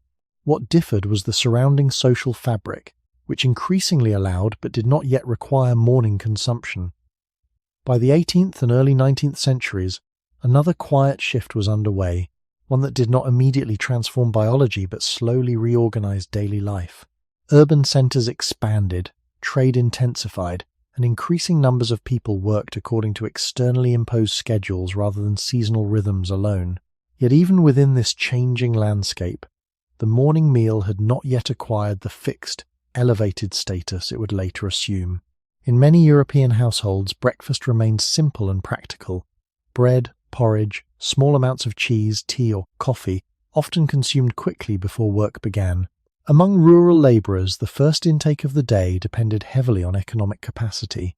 When food was scarce, morning portions were modest. When harvests were good, intake could be slightly more substantial. There was variability, not doctrine. Personal letters, household inventories, and early printed cookbooks from this period show that while breakfast existed, it was not universally framed as indispensable to health. Larger meals were frequently reserved for midday or evening, when work paused and families gathered. What began to change during this era was the precision of time itself. Mechanical clocks became more widespread in towns and cities. Church bells, factory whistles, and public schedules gradually synchronized populations. Work hours were increasingly standardized, especially as proto-industrial workshops gave way to organized factories. When dozens or hundreds of workers were required to begin labor simultaneously, punctuality gained new importance. Eating before leaving home reduced interruptions during the work shift. In this way, breakfast began to align more closely with the demands of industrial discipline. Still, this alignment was pragmatic rather than ideological. It served efficiency, not yet moral instruction. Medical advice from the 18th and early 19th centuries remained inconsistent. Some physicians recommended moderation in the morning, cautioning against heavy meals that might slow digestion. Others emphasized balance across the day rather than privileging the first meal. There was no unified message declaring breakfast the foundation of vitality. Cultural practices continued to differ across regions. In parts of Asia, rice-based societies structured daily intake around labor and climate, sometimes favoring a later substantial meal. In many communities across Africa and the Americas, morning eating patterns reflected local staples and economic conditions rather than imported European norms. The essential point is continuity of flexibility. Even as industrialization advanced, the idea that every human body required immediate morning nourishment had not yet solidified into common belief. When placed against the immense timeline of human existence, this period still occupies a narrow band. For roughly 90% of our species' history, breakfast as structured expectation did not exist. For much of the remaining pre-industrial era, it existed variably, shaped by work and resources rather than by universal health claims. The human body waking at dawn remained metabolically capable of functioning without immediate intake, just as it had for millennia. What was gradually changing was not physiology, but organization time measured more tightly, labor coordinated more rigidly, and the first meal slowly woven into that structure. The transformation from convenience to perceived necessity would require another step, one that merged industrial routine with emerging narratives about nutrition and productivity. The 19th century introduced a convergence that would gradually transform the morning meal from a practical option into a structured expectation. Industrialization accelerated across Europe and North America. Factories demanded punctual arrival and sustained labor across fixed shifts. Unlike agricultural work, which followed seasonal and daylight variation, factory schedules compressed activity into uniform blocks of time. Workers often began early, sometimes before sunrise in winter months. Under these conditions, eating before leaving home became increasingly convenient. A predictable morning intake reduced the need to interrupt production later. What had once been optional began to align tightly with industrial discipline. At the same time, urban populations expanded rapidly. Crowded cities required new systems of food distribution. Milling technologies improved, allowing grain to be processed at scale. Refined flour became more widely available. Rail networks transported staples efficiently across regions. These infrastructural changes increased the accessibility of inexpensive, storable foods that could be prepared quickly in the early hours. Porridges, breads, and later manufactured cereals fit neatly into compressed schedules. The feasibility of breakfast had already been established by agriculture. Industrialization made it logistically efficient for mass populations. Another parallel development unfolded within emerging nutritional science. During the 19th century, physicians and reformers began to frame diet in increasingly systematic terms. Caloric measurement, protein classification, and digestive theory entered public discussion. In the United States, figures associated with health reform movements promoted structured meal patterns as part of moral and physical improvement. Within this environment, the morning meal began to acquire symbolic weight. It was not merely fuel, it became linked to discipline, productivity, and self-control. The transformation accelerated with the rise of commercial cereal production. Companies such as Kellogg's and post-consumer brands emerged in the late 19th and early 20th centuries, marketing ready-to-eat grain products specifically for breakfast. These products required minimal preparation and aligned perfectly with industrial schedules. Advertising campaigns emphasized digestive health, moral purity, and later, energy for work and school. Over time, the phrase, "the most important meal of the day," entered public consciousness through repeated marketing and educational messaging. It is important to recognize that this shift occurred within a very narrow window of human history. For tens of thousands of years, breakfast had been absent or variable. Within a few generations of industrial expansion, it was reframed as essential. This reframing did not arise from a sudden biological discovery that humans fail without morning food. It emerged from the intersection of factory time, urban logistics, and commercial opportunity. Schools and workplaces reinforced the pattern. Children were encouraged to eat before classes to improve attention. Workers were advised to fuel before shifts to sustain output. Nutritional advice increasingly standardized 3 meals per day, mirroring the structured workday. Once institutionalized, such patterns become self-reinforcing. Hunger cues adapt to schedule. Social norms define deviation as unhealthy. The organism, still metabolically flexible, begins to live within a narrower cultural frame. When viewed against the backdrop of 90% of human history, this transformation appears abrupt. The morning, once shaped by uncertainty and search, was recast as a moment requiring immediate nourishment. Infrastructure and industry, not ancient evolution, drove this redefinition. The stage was now set for breakfast to move from convenience to near universal prescription in many modern societies. As industrial systems matured in the late 19th and early 20th centuries, the cultural meaning of breakfast deepened beyond convenience. Scientific language began to merge with commercial messaging. Calories were quantified. Proteins, carbohydrates, and fats were classified. Public health campaigns increasingly addressed diet as a measurable input into productivity and national strength. Within this environment, the morning meal became a strategic point of intervention. If workers and students could be fed before structured activity, output might improve. Breakfast was gradually reframed not only as practical, but as preventive guarding against fatigue, distraction, and moral decline. Commercial producers played a central role in this reframing. Companies such as Kellogg's expanded aggressively, promoting ready-to-eat cereals as modern solutions to digestive discomfort and irregular eating habits.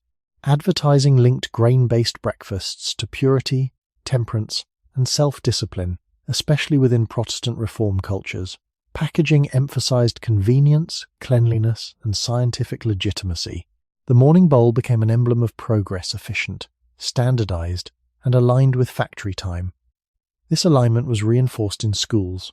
As compulsory education expanded, children were expected to sit attentively for hours. Educational authorities and physicians increasingly recommended breakfast to support concentration. The argument was persuasive in industrial societies where cognitive endurance was tied to economic mobility. Over time, what began as a practical adaptation to structured schedules evolved into a moral expectation. Parents who did not provide breakfast were sometimes portrayed as neglectful. Skipping the morning meal became associated with irresponsibility rather than with historical norm. mass media amplified the message. Newspapers, magazines, and later radio programs carried advice columns endorsing structured meal timing. Nutritional science, still developing and often limited in methodological rigor by modern standards, was presented with confidence. 3 meals per day became an assumed template in many Western societies. Breakfast anchored the pattern. The body, whose physiology had evolved for flexibility, adapted to the new rhythm. Ghrelin release synchronized with expected eating times. Hunger at dawn became more pronounced when reinforced daily. This conditioning further validated the belief that breakfast was indispensable. Yet from a historical perspective, the shift was remarkably recent. Within only a few generations, a meal that had been absent or variable for the vast majority of human existence acquired institutional backing and emotional weight. Industrial capitalism, emerging nutritional discourse, and mass marketing converged to solidify the morning meal's status. It is important to note that this transformation was not universal. In many parts of the world, traditional patterns persisted longer, and even today meal timing varies across cultures. Nonetheless, in societies most influenced by industrialization and commercial food systems, breakfast became embedded in identity. It was no longer simply a response to surplus or labor. It was framed as biological necessity. When we measure this against the timeline in which 90% of human history unfolded without structured breakfast, the contrast is stark. A flexible ancestral pattern was compressed into a standardized modern expectation. The morning was no longer merely the beginning of search or work. It became a designated moment of prescribed intake. The next step in this transformation would involve strengthening the narrative that skipping breakfast is harmful, a claim that would circulate widely in 20th century health discourse. By the mid-20th century, the transformation was nearly complete in many industrialized societies. Breakfast was no longer presented merely as convenient or efficient. It was increasingly framed as essential for health, cognitive performance, and moral discipline. Public health campaigns, school programs, and corporate advertising reinforced one another. Nutritional guidelines often standardized 3 meals per day, and the first of these was placed firmly at the beginning of the schedule. The rhythm of factory and office life had merged with the language of science. What began as adaptation to industrial time hardened into advice delivered with certainty. During this period, large-scale observational studies started to examine correlations between meal patterns and health outcomes. Some research suggested associations between skipping breakfast and weight gain or reduced concentration in children. Yet correlation does not establish causation. Individuals who skipped breakfast often differed in other lifestyle factors, sleep patterns, socioeconomic status, total caloric intake, making interpretation complex. Nonetheless, simplified conclusions traveled more easily than nuance. Public messaging distilled emerging data into clear directives. Eat breakfast to perform better, to maintain weight, to protect long-term health. The morning meal became intertwined with personal responsibility. Food manufacturers continued to innovate. Packaged cereals, instant oats, and later fortified products promised vitamins, minerals, and energy in convenient forms. Marketing increasingly targeted children, linking breakfast to academic success and athletic achievement. The image of a balanced morning plate entered textbooks and television commercials. Over time, repetition strengthened belief. When a behavior is reinforced by schools, workplaces, physicians, and advertisements simultaneously, it acquires authority beyond its historical roots. It is important to view this development within the broader arc of human existence. The idea that breakfast is universally necessary emerged within roughly the last century, a brief moment compared to the tens of thousands of years in which human mornings unfolded without structured intake. The body did not evolve anew during this interval. Its metabolic systems remained capable of bridging hours without food. What changed was interpretation. Hunger at dawn, once ordinary and unremarkable, became reclassified as a problem requiring correction. Institutional structures supported this reclassification. Workdays were tightly scheduled. Children spent extended hours in classrooms. Long commutes reduced flexibility. Under these conditions, predictable intake may indeed support routine performance. But this practical alignment does not retroactively redefine human evolutionary history. For the overwhelming majority of our timeline, the morning body operated within uncertainty. Breakfast, where it exists today as a near-universal prescription in some societies, represents a cultural solution to modern organizational demands. By the late 20th century, questioning breakfast could appear counterintuitive, even irresponsible. The narrative had solidified. Yet when we step back and extend our view across the full span of human time, we see how recent this conviction truly is. The convergence of industrial scheduling, commercial enterprise, and simplified nutritional messaging transformed a once optional practice into a social expectation. The morning plate became normalized not because biology demanded it at dawn for 90% of our history, but because modern systems found it useful.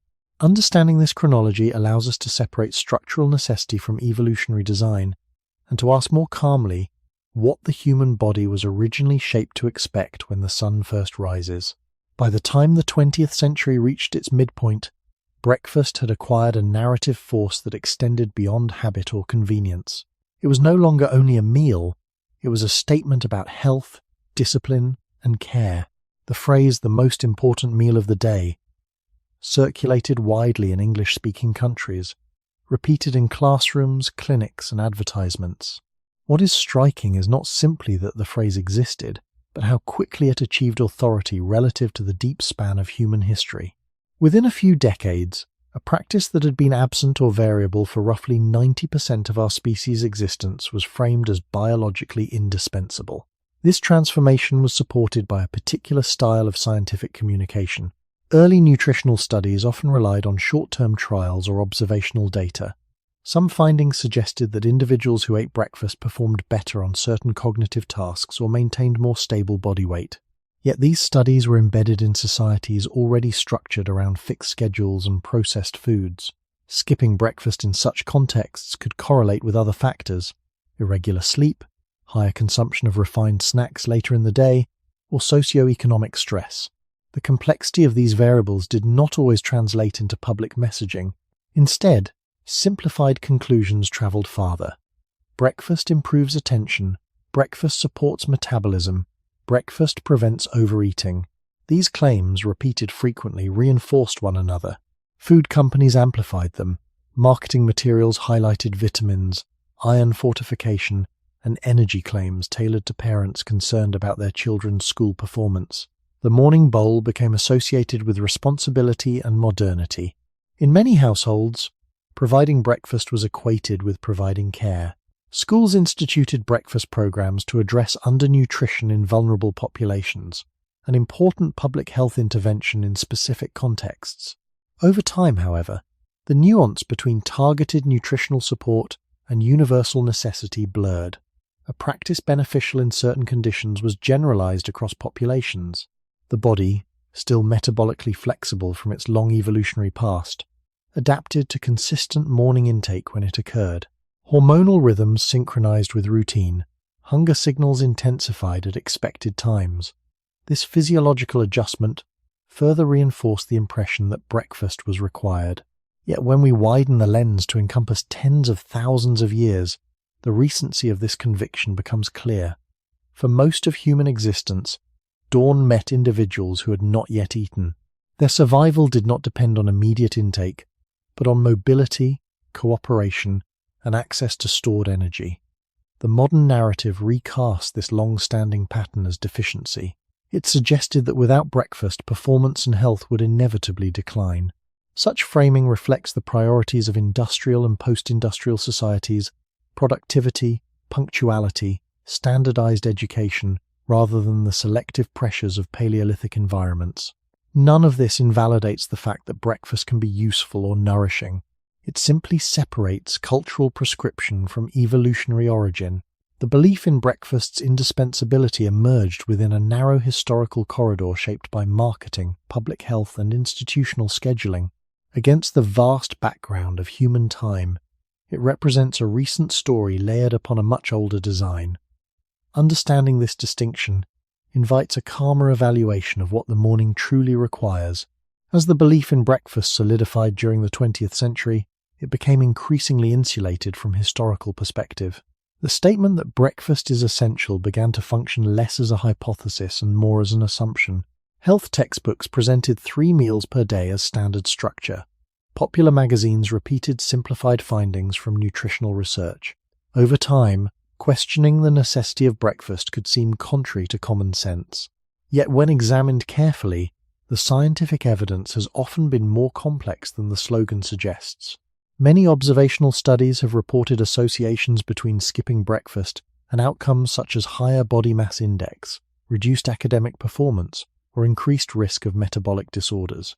However, association does not equal causation. Individuals who skip breakfast may differ in sleep duration, total caloric intake, stress levels, income, and access to nutritious food. These variables interact in layered ways. In populations experiencing food insecurity, missing breakfast can indeed impair concentration and health. In other contexts, individuals who intentionally delay morning intake may maintain stable metabolic markers. The diversity of outcomes reflects diversity of environments. Controlled trials conducted in recent decades have produced mixed results. Some experiments suggest that eating breakfast can improve short-term cognitive performance in children who would otherwise be undernourished. Other studies indicate minimal differences in metabolic rate between those who eat early and those who do not, when total daily calories are equivalent.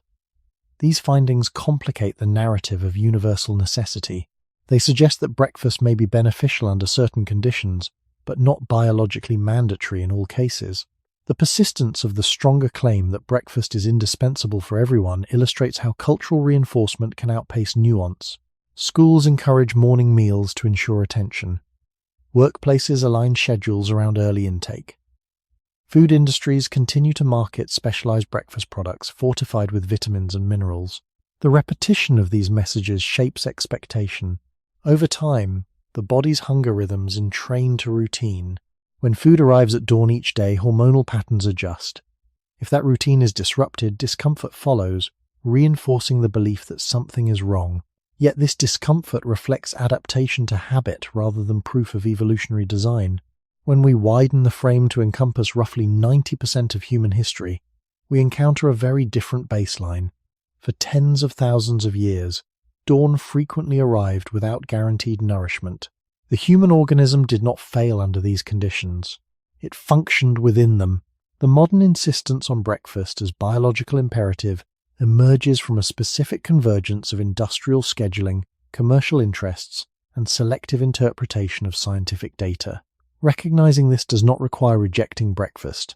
It invites proportional understanding. A practice can be useful without being ancestral. It can be culturally valuable without being evolutionarily fixed. The narrative that skipping breakfast is inherently harmful rests on recent structures rather than on the deep timeline of our species. By disentangling evidence from assumption, we can approach the morning with greater clarity, aware that flexibility, not rigidity, defined most of human existence. As the 20th century progressed into the 21st, the conversation around breakfast began to shift again, though more quietly. Larger and more controlled studies attempted to untangle cause from correlation. Researchers examined total caloric intake, meal timing, insulin sensitivity, and circadian rhythms with greater methodological care. Some findings continued to support the idea that breakfast can help certain populations, particularly children in food-insecure environments or individuals whose work demands early sustained concentration. Other studies found that when total daily nutrition is balanced, the timing of the first meal may be less decisive than previously assumed. The scientific landscape grew more layered, but public perception often remained anchored to earlier, simpler messages. In recent years, interest in intermittent fasting and time-restricted eating introduced a countercurrent to the long-standing breakfast narrative. Some individuals began deliberately delaying their first meal, reporting stable energy and weight regulation. Clinical trials investigating time-restricted feeding windows have shown potential metabolic benefits in certain contexts, though results remain variable and population-specific. What is notable is not that one pattern universally triumphs over another, but that the human body demonstrates adaptability across both. This adaptability echoes the deep evolutionary background in which flexibility was standard. When viewed through this lens, the modern debate about breakfast appears less like a discovery of new truth and more like a recalibration. For most of human history, the morning meal was not structured. For much of agricultural and early industrial history, it was variable. Only within a narrow slice of time did it become morally elevated and universally prescribed. Now, scientific inquiry is reintroducing nuance, acknowledging that human metabolism can accommodate different timing patterns depending on environment and lifestyle. It is essential to avoid replacing one rigid doctrine with another. The absence of breakfast in 90% of human history does not mean that everyone should avoid morning meals today. Context matters. Work schedules, health conditions, cultural practices, and personal preference all influence what pattern is sustainable. The deeper insight lies in separating evolutionary origin from modern prescription. The body that wakes each morning carries an ancient design shaped by uncertainty. It can draw from stored energy. It can function before intake. It can also integrate early nourishment without disruption. What it does not require is a single fixed rule applied across all times and places. The myth of necessity emerged from specific historical pressures, industrial discipline, commercial reinforcement, and simplified health messaging. As research grows more precise, the certainty of that myth softens. In the long arc of human time, breakfast is a recent layer added onto an older flexibility. Recognizing this restores perspective. The morning need not be framed as a test of virtue or a measure of discipline. It can be understood as a moment shaped by both biology and history, where choice operates within a design far older than modern schedules. When we return from cultural narratives to the long arc of biology, another layer becomes visible. For most of human history, metabolic flexibility was not an optimization strategy. It was a survival requirement. The ability to transition smoothly between stored glucose and stored fat allowed early humans to function across irregular intervals of intake. This flexibility is regulated through complex hormonal signaling involving insulin, glucagon, cortisol, and other mediators that maintain energy balance. In environments defined by uncertainty, such adaptability preserved stability. Morning often arrived before new calories did. The organism responded not with collapse, but with controlled mobilization. In contemporary settings where food is constantly available, this flexibility may be exercised less frequently. Regular, closely spaced meals can reduce the duration of low insulin states in which fat oxidation becomes prominent. Over time, habitual patterns influence metabolic conditioning. Cells adapt to the rhythms they encounter most often. If intake is continuous and predictable, the body becomes efficient at processing regular carbohydrate influx. If intake is spaced, it becomes efficient at switching fuels. Neither state is inherently pathological. Both reflect adaptation to environment. What is historically unusual is not eating in the morning itself, but the near elimination of prolonged intervals between meals in some modern contexts. During the vast span that constitutes roughly 90% of our species' timeline, gaps between intake were routine. These gaps occurred overnight and often extended into the early hours of the next day. The human endocrine system evolved to maintain blood glucose within safe ranges during these intervals. Glycogen stores in the liver buffered short-term needs. Adipose tissue provided longer-term reserves. Mild fluctuations in hunger signaled energy demand without destabilizing cognitive function. Over generations, these cycles shaped metabolic resilience. When agriculture introduced surplus, the potential for more frequent intake increased. When industrialization introduced structured schedules and mass-produced foods, the opportunity for constant availability expanded further. In such environments, morning eating became one of several anchor points in a day, increasingly organized around consumption. Yet the underlying biological design did not require that anchor to function. Modern research into insulin sensitivity and circadian timing suggests that the body's responsiveness to food varies across the day, with some evidence indicating that earlier intake may align favorably with metabolic rhythms for certain individuals. However, this does not negate the ancestral pattern in which morning activity often preceded food. It highlights that metabolism is dynamic and context-dependent. The question is not whether breakfast can fit within healthy patterns. It clearly can. The deeper question is whether the absence of breakfast contradicts human design. The long historical record suggests otherwise. For tens of thousands of years, The human organism began the day in a state of controlled energy mobilization. It moved, searched, cooperated, and adapted before certainty of intake. This pattern was not extreme, it was ordinary. As we consider modern debates about meal timing, it is helpful to remember this broader foundation.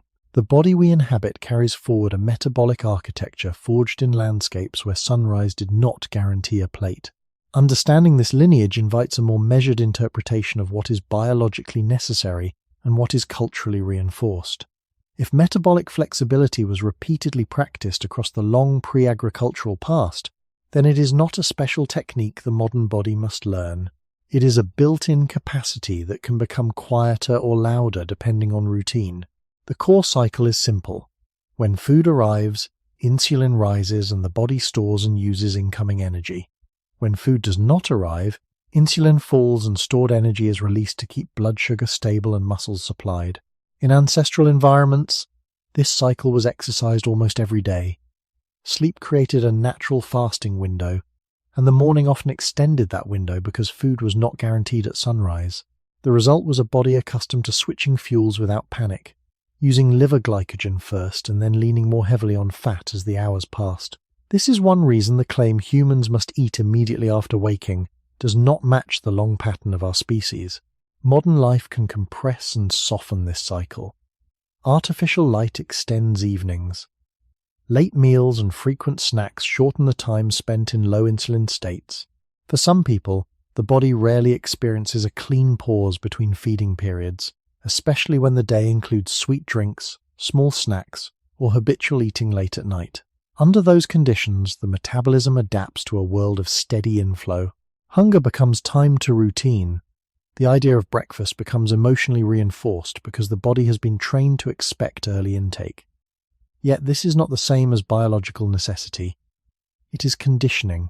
When the first meal is delayed, the body typically responds by reactivating older pathways. The liver continues to supply glucose. Muscles increase fat use. Over longer intervals, ketone production may begin to rise, though this varies widely. None of this requires heroic willpower. It is ordinary physiology doing what it evolved to do when food is not immediately present. This does not mean that delaying breakfast is always beneficial. It means it is usually within the normal range the body can handle, particularly when overall nutrition and sleep are stable. Another layer involves circadian timing, because metabolism is not identical at every hour. Organs such as the liver, pancreas, and fat tissue show daily rhythms in how they process nutrients. Some studies suggest that earlier eating may support glucose handling for certain individuals, while late-night eating can worsen metabolic markers. But earlier does not automatically mean at the moment you wake up. In Paleolithic conditions, sunrise often meant movement, planning, and search, while the first calories arrived later, sometimes mid-morning, sometimes afternoon. The internal clocks that evolved in that world were not built around a guaranteed bowl at dawn. They were built around a broader daylight window in which food might appear after effort. This is why it is more accurate to think in terms of flexibility within daylight rather than a fixed rule that breakfast must be immediate. The modern question is therefore not, is breakfast good or bad? The deeper question is, what pattern fits your environment without turning routine into fear? For a child who goes to school early and has limited access to food later, breakfast can be stabilizing. For a worker with long shifts and no breaks, eating early can prevent large swings in hunger and attention. For someone who sleeps late, eats dinner early, and has balanced meals, delaying the first intake may not create harm. The body can accommodate multiple patterns because its original design was shaped under variability. When we remember that roughly 90% of human history unfolded without consistent breakfast, we regain proportion. The body is not a fragile machine that fails at dawn without immediate input. It is a system built to bridge uncertainty, to mobilize stored energy, and to keep the brain functioning while food is still being sought. Modern schedules can make breakfast useful, but usefulness is not the same as evolutionary requirement. The long biological story supports a calmer conclusion. The morning can be fueled in different ways, and the body's ancient strength lies in its ability to shift, not in its need to obey a single fixed rule. There is a final implication of metabolic flexibility that becomes clearer when we look not only at fuel use, but at long-term resilience. For most of human history, bodies were repeatedly exposed to mild, temporary energy gaps. Overnight fasting was universal. Morning extension of that fast was common. Seasonal variation added longer cycles of relative abundance and relative scarcity. These rhythms did not merely sustain survival in the short term, they shaped how tissues responded to stress, repair, and storage over time. Cells evolved signaling pathways that respond differently depending on whether energy is abundant or limited. When intake pauses, certain maintenance processes increase, while growth-promoting pathways decrease. When intake resumes, the pattern reverses. This oscillation is part of the organism's regulatory intelligence. In a world where food was not constant, remaining in a perpetual growth and storage state would have been maladaptive. The body needed to alternate between building and conserving. Morning intervals without food were one small repeated component of that alternation. Modern environments can reduce the frequency of these natural oscillations. Constant access to food, especially energy-dense and refined products, can maintain growth signals for longer portions of the day. Combined with reduced physical movement, this pattern alters how energy is partitioned and stored. Over decades, such changes may influence risk profiles for certain metabolic conditions. However, it is crucial not to oversimplify. Health outcomes depend on total diet quality, sleep, stress, activity, genetics, and social context. Breakfast timing is only one variable among many. What matters historically is that the absence of guaranteed breakfast did not inherently weaken human physiology. Instead, it participated in a broader cycle of metabolic ebb and flow that characterized most of our existence. When sunrise arrived in Paleolithic camps, bodies were already transitioning from nighttime conservation toward daytime action. Energy was mobilized from internal stores. Hormonal signals promoted alertness. Movement began. Food entered later, sometimes hours later. Over tens of thousands of repetitions, this sequence became ordinary. It did not represent deprivation. It represented alignment with ecological reality. In agricultural and industrial societies, that alignment shifted. Surplus shortened fasting windows, structured schedules encouraged predictable intake, yet the underlying regulatory machinery remained intact. Even today, when a person wakes and delays eating for several hours, the body does not enter crisis. It draws on glycogen, increases fat use, and maintains cognitive function within a normal range for many individuals. This capacity is a legacy of the long pre-agricultural era. Understanding this legacy helps dissolve the fear that skipping breakfast automatically damages the body. It also cautions against extreme conclusions. The lesson is not that breakfast should be universally avoided, nor that it must be universally consumed. The lesson is that the human organism was shaped in an environment where morning often unfolded before nourishment. The resilience developed in that environment remains part of us. When we remember that roughly 90% of human history passed without structured breakfast, the modern debate becomes less absolute. The body's strength lies in its adaptability across cycles of feeding and fasting. Dawn, in evolutionary terms, was a beginning of action, not a mandatory signal to eat. Recognizing this restores a wider horizon to how we interpret the first hours of the day. As meal timing became more structured in agricultural and industrial societies, something quieter was also forming: memory. Not only individual memory, but generational memory. When a behavior repeats across childhood, reinforced by family routine and institutional expectation, it begins to feel instinctive. Children who grow up waking to the smell of cooked grain or toasted bread do not experience breakfast as innovation. They experience it as normal. Over time, what was once enabled by surplus and scheduling becomes embedded in identity. This is how cultural practices gain the appearance of biological inevitability. In pre-agricultural bands, children would have encountered mornings differently.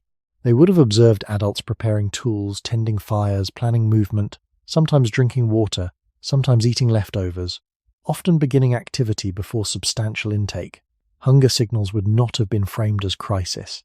They would have been part of the landscape of daily life. Skills in tracking, gathering, and cooperation would have been transmitted within that framework. Over thousands of years, such mornings shaped expectation without formal instruction. When agriculture introduced stored grain and permanent dwellings, children's experience shifted. Food became physically present at dawn in many communities. Grinding, boiling, and baking could occur early because the ingredients were close at hand. This proximity slowly altered memory. What is repeatedly encountered in youth becomes coded as natural. Yet even then, breakfast was not universally emphasized. It remained one possible configuration among others. The decisive transformation occurred when industrial schooling and wage labor synchronized childhood and adulthood under fixed timetables. A child expected to sit in a classroom for hours benefits from predictable intake, particularly if overall nutrition is limited. School breakfast programs, especially in economically strained regions, have played an important role in addressing hunger and supporting concentration. In these contexts, morning food is not myth but intervention. However, when a targeted solution becomes generalized across populations, nuance can fade. Generational reinforcement strengthens belief. Parents who are told breakfast is essential tell their children the same. Textbooks present 3 meals as standard. Health charts illustrate a balanced morning plate. Over decades, repetition converts advice into assumed truth. The deeper evolutionary backdrop fades from view. Few children are told that for roughly 90% of human history, breakfast as a structured expectation did not exist. This absence is not part of common cultural memory. Instead, memory is shaped by the last few generations of industrial life. This process does not imply deception. It reflects how human societies encode stability. When routines support work and education under current conditions, they are reinforced. The body, adaptable and responsive, aligns with those routines. Hunger cues adjust. Morning appetite strengthens when practiced daily. As a result, deviation can feel uncomfortable, even threatening. Yet discomfort rooted in habit is not the same as biological violation. By examining generational transmission, we see how breakfast moved from feasibility to normalcy, and from normalcy to moral expectation. The organism remains capable of functioning without immediate morning intake, as it did for most of its existence. What has changed most dramatically is the story told about that first meal.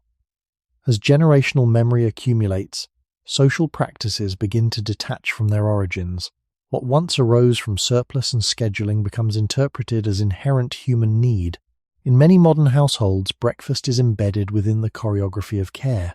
Parents wake children, prepare food, organize backpacks, and measure time against the clock. The morning meal becomes intertwined with responsibility and protection. To provide breakfast is to signal attentiveness. To omit it can feel like neglect. Over decades, this emotional association strengthens, making the practice appear not merely practical, but morally charged. Schools reinforce this structure. Fixed start times require students to arrive alert and ready to engage. Educational authorities, concerned about concentration and equity, often emphasize the importance of morning intake. In communities where food insecurity is present, breakfast programs play a significant public health role. For children who might otherwise begin the day undernourished, access to food at school can improve attention and mood. In such contexts, breakfast is not ideological, it is supportive. Yet the existence of real benefit in specific conditions does not automatically convert a practice into a universal evolutionary mandate. The nuance between targeted intervention and biological necessity is easily blurred. Media messaging contributes to this blur. Repeated phrases about metabolism, starting with breakfast, or about the body shutting down without morning fuel circulate widely. These metaphors are vivid but imprecise. The human body does not sleep into metabolic silence overnight, nor does it require ignition at dawn. It continues to regulate blood glucose, hormone release, and energy balance during the night. When children and adults hear simplified explanations repeatedly, those explanations become internalized. The idea that skipping breakfast is inherently harmful becomes part of common sense, even when scientific evidence remains conditional and context-dependent. Generational transmission amplifies this effect. Adults who grew up under strong breakfast messaging pass that conviction to their own children. Over time, fewer people remember that for roughly 90% of human history, mornings unfolded without guaranteed intake. The evolutionary backdrop recedes, replaced by recent memory. Cultural practices solidify when they are woven into identity and daily affection. It becomes difficult to distinguish between what feels caring and what is historically recent. This process is not unique to breakfast. Many modern habits gain the aura of timelessness after only a few generations. Yet when we examine them against the full arc of human time, their novelty becomes clear. The body waking at dawn today carries the same metabolic architecture as the body waking in a Paleolithic camp. What differs is the narrative surrounding that moment. Children learn to interpret hunger as something that must be resolved immediately, rather than as a signal that can be tolerated briefly. In doing so, they inherit a story shaped by industrial schedules and nutritional campaigns more than by ancient selection pressures. Recognizing this does not require abandoning breakfast. It invites a calmer understanding that cultural reinforcement and evolutionary design are not identical. The morning meal is deeply embedded in recent memory, but its absence defined the majority of our species' past. When a behavior is repeated across several generations, it does more than establish habit. It reshapes what a society considers natural. Children raised within a routine of daily breakfast do not experience it as adaptation to modern schedules. They experience it as baseline reality. Over time, that baseline becomes woven into identity. Family memory carries it forward. Stories about starting the day right accumulate. Advice given with care becomes instruction passed without question. In this way, a relatively recent pattern can acquire the weight of permanence. What is especially powerful about morning routines is their emotional setting. The early hours of the day are often associated with protection, preparation, and parental presence. When food is offered at that moment, nourishment becomes intertwined with affection. The act of eating breakfast together signals stability before separation into work and school. Ritual reinforces memory, and memory reinforces expectation. After only a few generations, the structure feels older than it truly is. The body, adaptable as it has always been, synchronizes with repetition. Hormonal rhythms anticipate intake at expected times. Hunger at dawn becomes sharper when consistently reinforced. If that pattern is disrupted, discomfort arises. Yet discomfort alone does not prove evolutionary necessity. It proves conditioning. In the deeper past, conditioning occurred under very different circumstances. For roughly 90% of human history, children did not wake to a guaranteed plate. They woke to movement, to planning, to the sound of tools and voices preparing for search. Food might arrive later in the morning, or not until midday. Mild hunger was integrated into the environment rather than labeled as abnormal. The absence of breakfast did not signal neglect, it reflected ecological reality. Across tens of thousands of repetitions, that reality shaped expectation just as powerfully as modern routine does today. The difference lies in duration. Industrial-era breakfast norms span perhaps a century or two in many regions. Foraging life without structured morning meals spans tens of millennia. When recent patterns dominate collective memory, the earlier timeline recedes into abstraction. The scale of human history becomes compressed in imagination. It becomes easy to forget that the human organism evolved in landscapes where dawn did not promise immediate nourishment. Cultural reinforcement then completes the transformation. Educational materials, pediatric advice, advertising, and family tradition converge. A practice once enabled by agricultural surplus and industrial scheduling becomes moralized. Skipping breakfast can feel like failure, not merely deviation. Yet when examined against the full arc of our species' development, this moral charge appears recent. The organism waking each morning still carries the metabolic architecture forged in uncertain environments. It can function before eating because it did so for most of its existence. The fact that many modern societies prefer breakfast does not erase that inheritance. By restoring awareness of this longer continuity, we soften rigid conclusions. Breakfast can remain meaningful as ritual and nourishment, but its elevation to timeless necessity belongs to cultural memory, not to the deep design of the human body. When we arrive at the present moment, carrying the long arc of this story, the morning looks less like a simple habit and more like a junction. It is the point where an ancient body meets a modern schedule. For roughly 90% of human history, dawn unfolded without any guarantee of food. People woke, listened, moved, planned, and searched before they ate. They lived in landscapes where breakfast was not a promise that could be kept daily.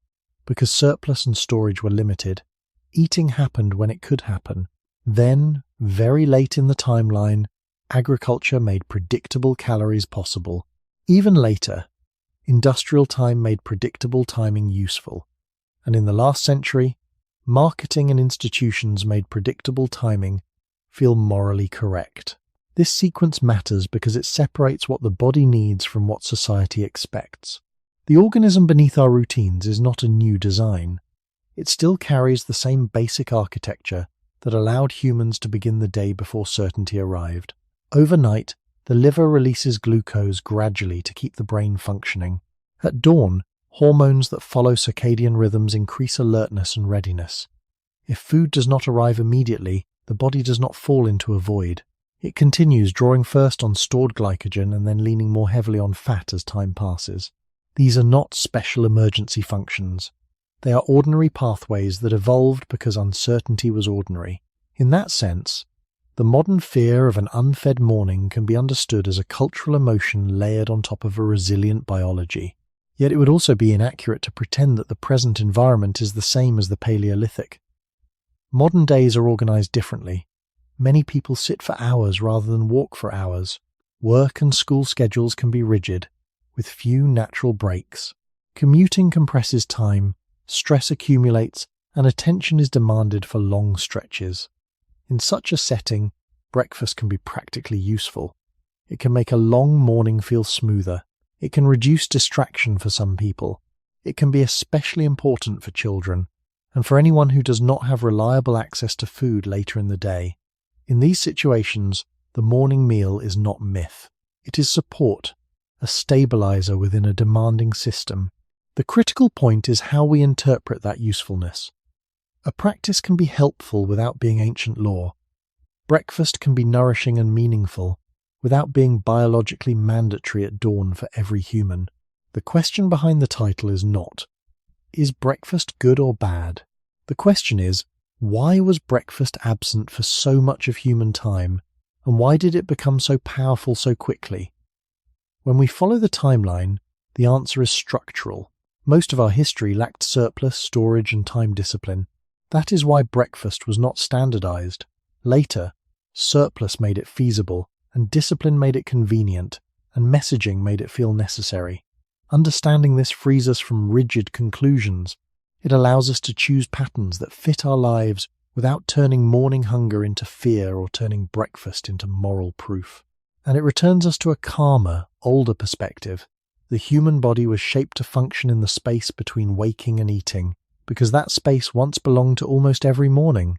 If that is true, then the most meaningful question is not whether we should eat at dawn, but what we lose when we forget that flexibility is part of our design.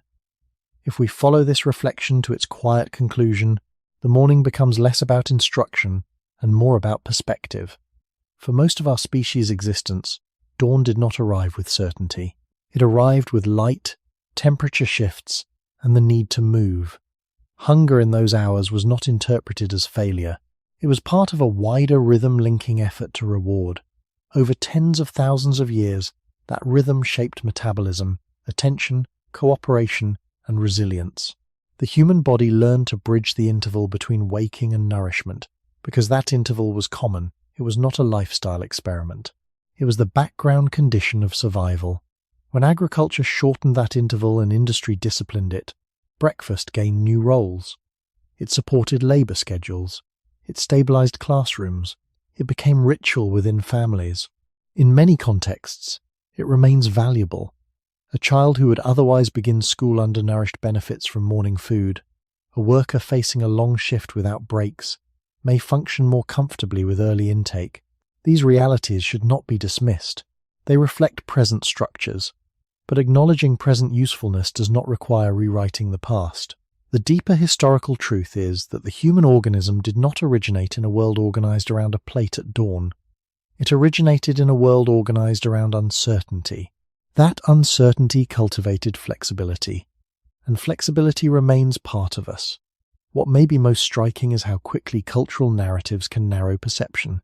Within a century, Breakfast shifted from option to obligation in many societies.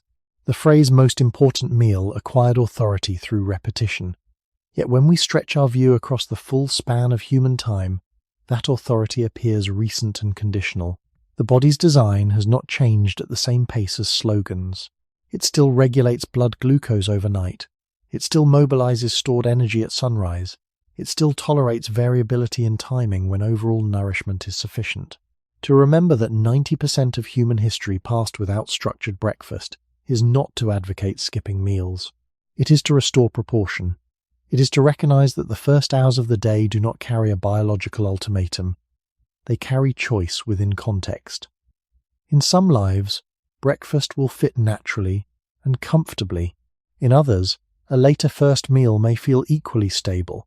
The ancient organism beneath both patterns is capable of adaptation.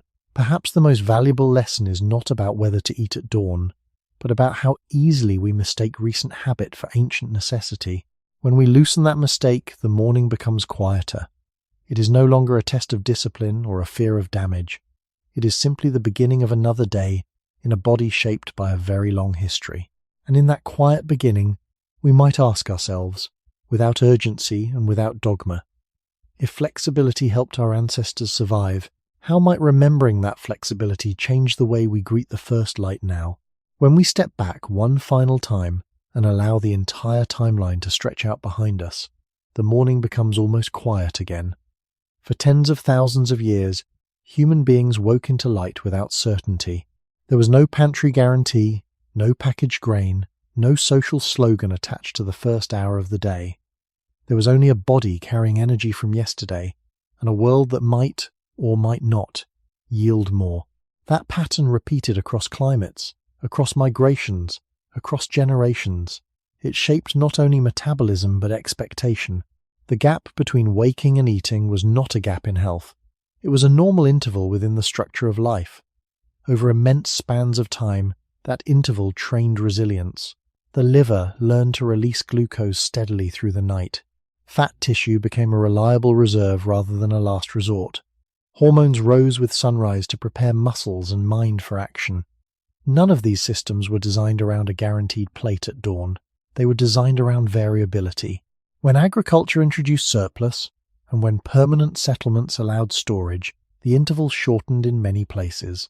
When industrialization imposed rigid schedules, the interval shortened further. When marketing and early nutrition science reinforced the pattern, the interval was reinterpreted as risk. In the space of only a few generations, the absence of breakfast shifted from ordinary to suspicious. A behavior that had defined roughly 90% of human history began to feel like deviation. Yet the body itself did not abandon its older design. It still wakes with internal fuel. It still transitions smoothly between fed and unfed states. It still tolerates a range of timing patterns when overall nourishment is sufficient. This continuity invites humility. It reminds us that modern certainty can rest on recent foundations. Breakfast can be nourishing. It can support children who need stable energy in structured classrooms. It can make long work mornings more comfortable. It can be ritual, warmth, and connection. None of this conflicts with the deeper truth that human physiology was not forged around compulsory intake at sunrise. The past does not command us to skip breakfast, nor does it command us to eat it. What it offers is proportion. It tells us that the human organism is broader than a single routine. It tells us that flexibility, not rigidity, carried our ancestors through ice ages, droughts, migrations, and uncertain hunts. When we remember that nearly all of human time unfolded without structured breakfast, the fear surrounding the first meal softens. Morning hunger becomes a signal rather than a threat. Eating becomes a choice shaped by context rather than a moral test. Perhaps the most enduring lesson is this: the human body was shaped in a world where certainty was rare, and yet it endured. If that endurance lives on within us, how might we approach the first light of each day differently, not with anxiety over rules, but with trust in a design that has already navigated far longer mornings than the ones we know?